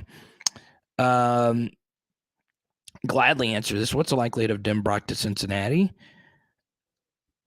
I don't know. I'd put it about 30 to 40%. I think that'd be a good fit for him. And there's probably a piece of him that's always, wanted to be a head coach. Let me see if Mike. I don't think Mike has ever been a head coach. Let's see. Mike has never been a head coach. So, yeah. Best of luck to him if that actually does happen. I like Mike. I do. And I if that were to happen, I wish him nothing but the best. I really do. We need Eric sleeping with Bieniemy as the head coach and should draft Hooker or Bryce Young. I love Hendon Hooker. I don't know if I love him at the NFL. Eric Bieniemy, especially being from New Orleans, would be very interesting. And he's obviously worked under one of the best head coaches the sport has ever seen, in Andy Reid. So yeah, I'd be very interested in that. Being married to my cousin, he would be great.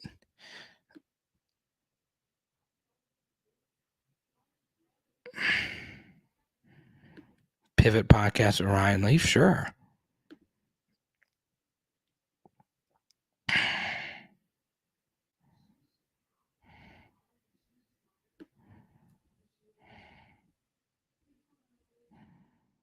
Of Daly's reporting it, it's a lock.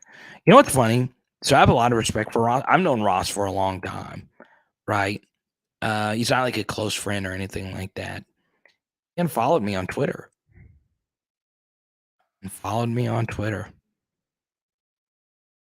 Don't know what I did. No idea what I did. I've only bragged about Ross. I think he is the best college football writer. I really do believe that. Oh, I'm not gonna lie. I was crushed. I was like, oh, Bailey, dang. Man, nah. Man, I was like just gross. Lock to the heart and yours to blame.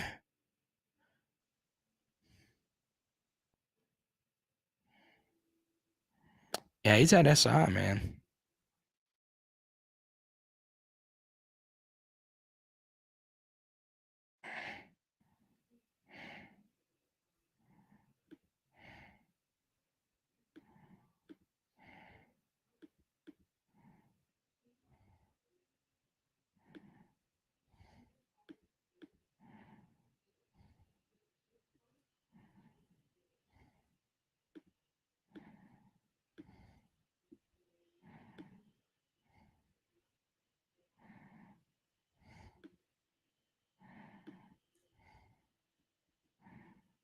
Dilfer has vampire teeth. What?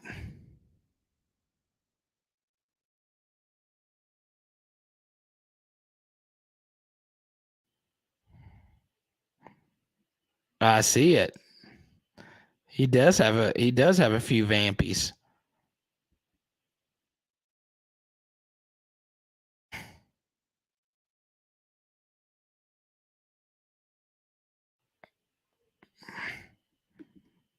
Huh?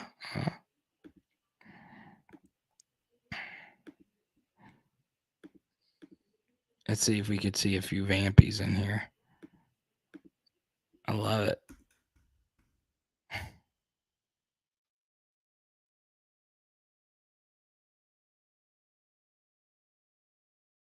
Those are vampies?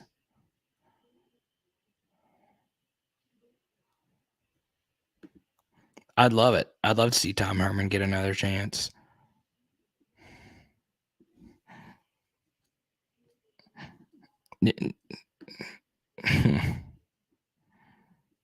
Them fangs fanging.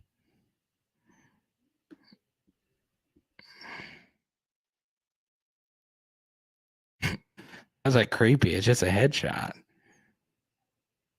I don't know. I just like I don't know if it's he just looks normal. Dilfer was great on NFL Blitz. I mean, weren't all the players the same on NFL Blitz, right? Like NBA Jams, that wasn't the case. There was a difference between like Sean Kemp was better than anybody on NBA Jams, right? But Yeah. All right, guys. I really appreciate all you cool cats and kittens. Had an absolutely phenomenal live stream tonight. I really appreciate it. Thursday night, we'll be live from Atlanta. I don't know where we'll be, but we'll be somewhere. I'll probably be with FACP and the crew somewhere. We'll do a live stream, and it's going to be a lot of fun. I might just do it from my hotel room. I don't know. We might go a little bit earlier on Thursday. I kind of feel like going a little bit earlier. So be on the lookout for that. I'll obviously let the Discord know. Don't forget, patreon.com/LSU football is a place to go. If Bang wants to get a PHL shirt right now, feel free to go right on ahead. Go to powerhourlsu.com. We got plenty of hoodie options, t-shirt options. What's up, Pressure? Good to see you. Go to powerhourlsu.com. Okay. Right here.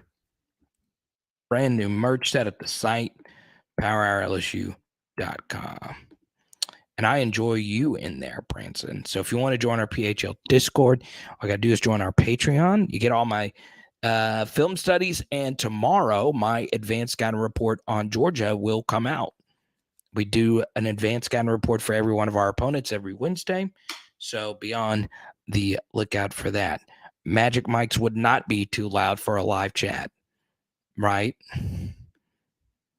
All right, John, super chatted. We're going to keep it going. Okay. So I do have a Saints jersey up. I am not John Hendricks. I am not New Orleans football. I'm not an expert on the Saints. Okay. I love them. I keep up with them. I watch the replays of their games because obviously Sunday I'm busy cutting the film study. So I don't know why Jameis isn't playing. I was really high on Jameis going into this year, and he looked freaking incredible against the Falcons, and he's just been hurt. Like, he's been very, very, very hurt. And I don't think Dennis has handled this well at all, to be quite honest. And I do think, John, this is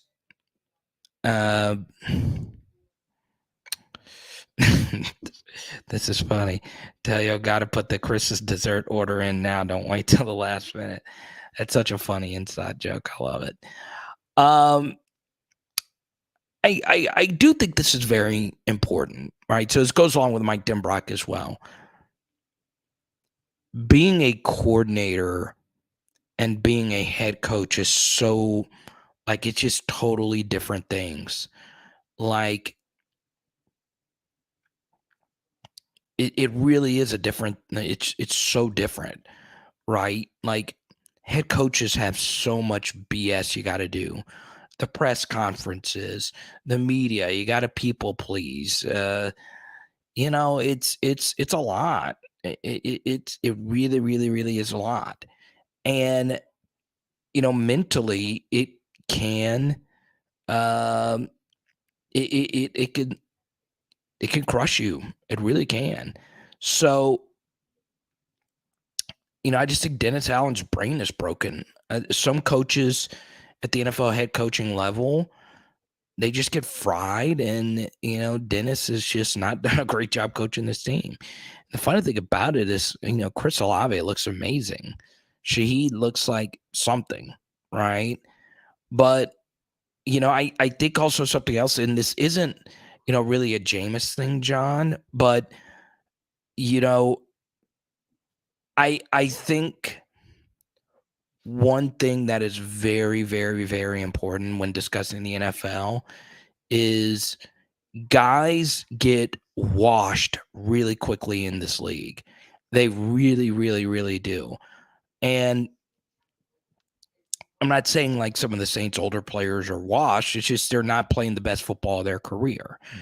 And when you get to this point and you play this sport where people are moving at 22 miles per hour and running into each other, and at that point in your life, you're probably married and you got kids, you got family, some of that hunger just dies out. You start thinking about what's next. You start thinking about, God, I would sure like to be able to walk when I'm done playing the sport. I would like to be in a good mental health headspace when I'm done playing the sport. I think the Saints being as old as they are. I'm not saying just this is a Saints issue, but this is just something that I think happens in the NFL a little bit more than people would admit. If Andy Dalton's your quarterback, you really don't see the point, right? American sports is just so championship or bust that, I mean, everyone in that locker room knows you're not winning the Super Bowl this year. So, yeah, I mean, look at the Rams. I mean, God bless. They sold their souls to win that Super Bowl last year. And, I know for sure Jalen Ramsey's best ball is behind him. So it's a very interesting thing.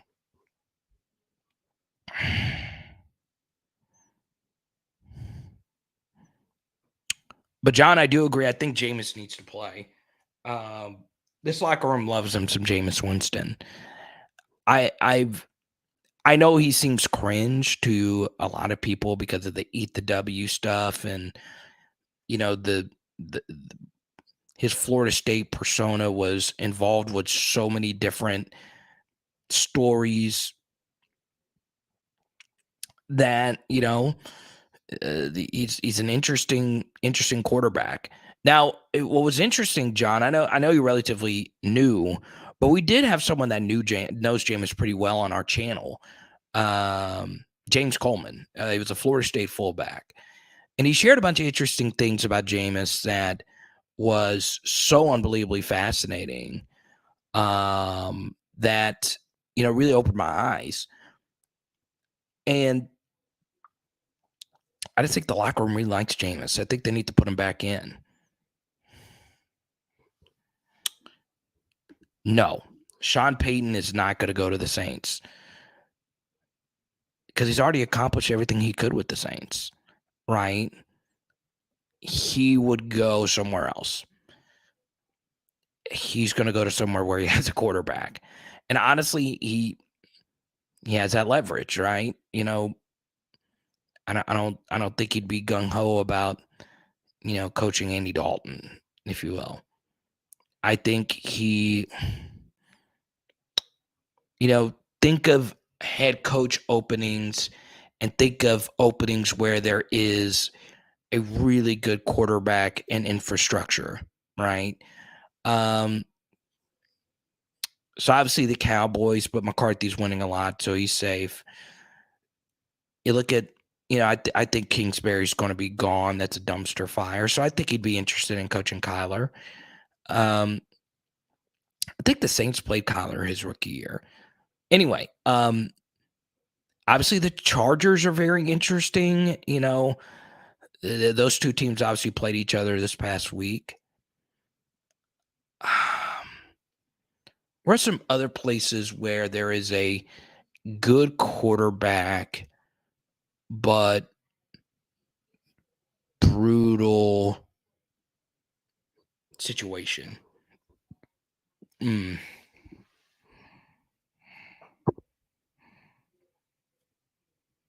I forgot about this.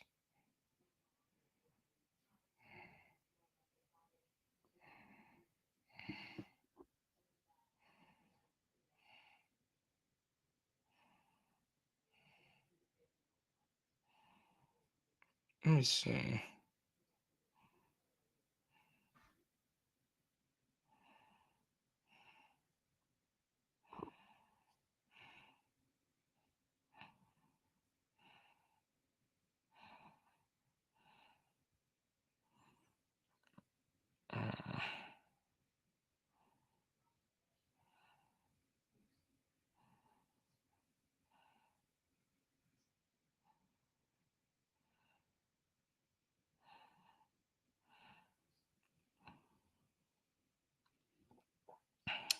Yeah, I think that's about it. I think those would be the only jobs. I don't see Sean going to a situation where the quarterback sucks. Like maybe, well, he wouldn't. I don't think he'd ever go to Houston. Um,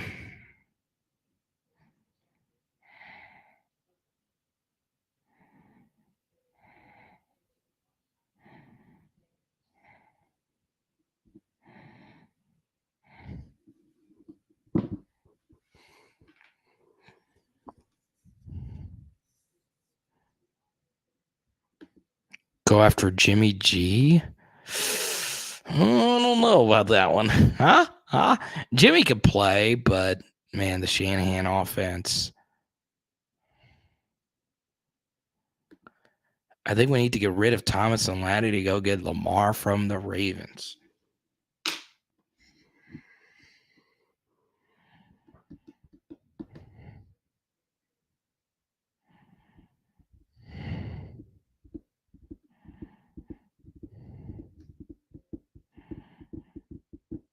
No, you made a lot of good comments. I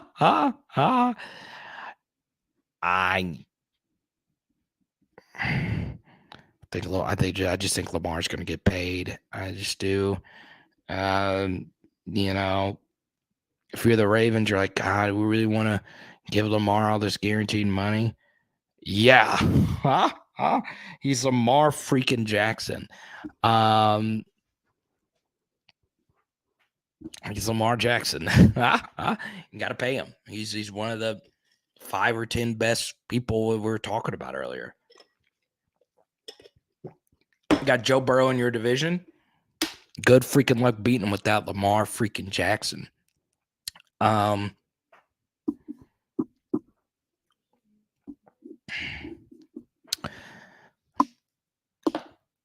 So yeah, I actually do like the Ravens backup Tyler Huntley a lot from Utah. I think he really spin it.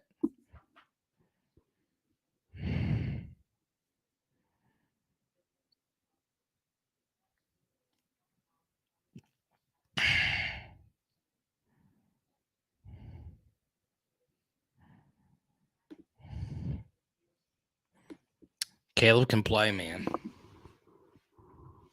Caleb can play.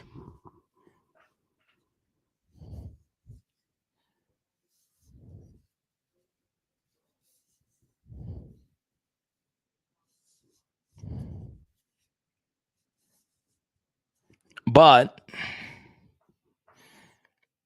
we're going to hear him compared to Patrick Mahomes a gazillion times until the end of the of eternity. Yeah, I know, Nolan, but Lamar, he's one of one, man. He is one of one.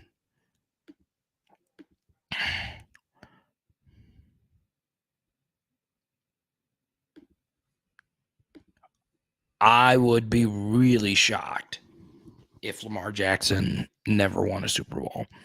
Really shocked. I think he's really good.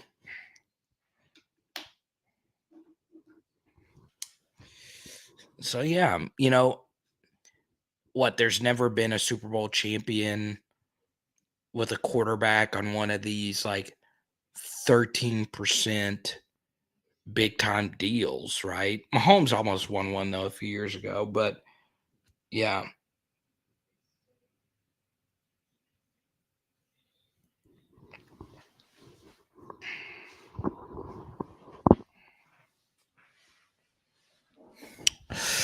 We haven't had a Super Bowl roster since Breeze left, and they wouldn't have started him over Breeze.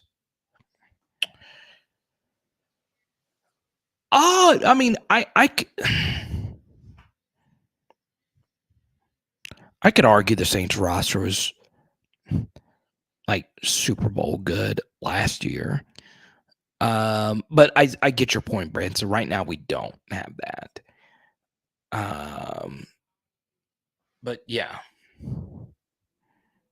So I'll answer as many questions in the next few minutes. Feel free to super chat. If you super chat, we'll keep it going. But John, I don't think Sean would come back now. I don't think so.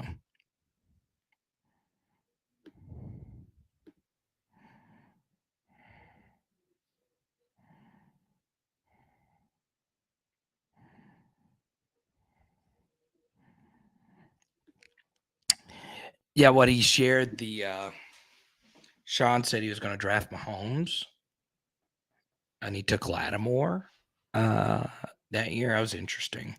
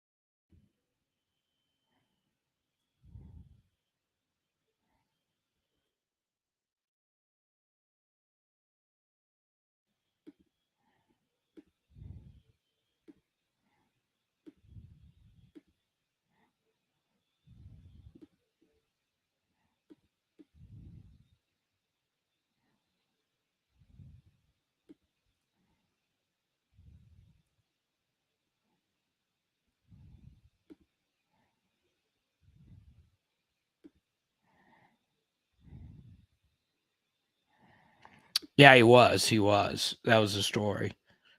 But yeah. Well, all right, guys. This was a lot of fun. Thanks to John for keeping the party going. If you want to come hang out with me right now, I'll be chatting in the Discord with Branson, Jared, and all the cool kids. And we will talk to you on Thursday. Okay. Live chat will probably be a little bit earlier on Thursday as I'll be getting into Atlanta. So we'll see you then. Okay. It is Power Hour LSU. Bam! And tonight, we're doing pork chops. Let's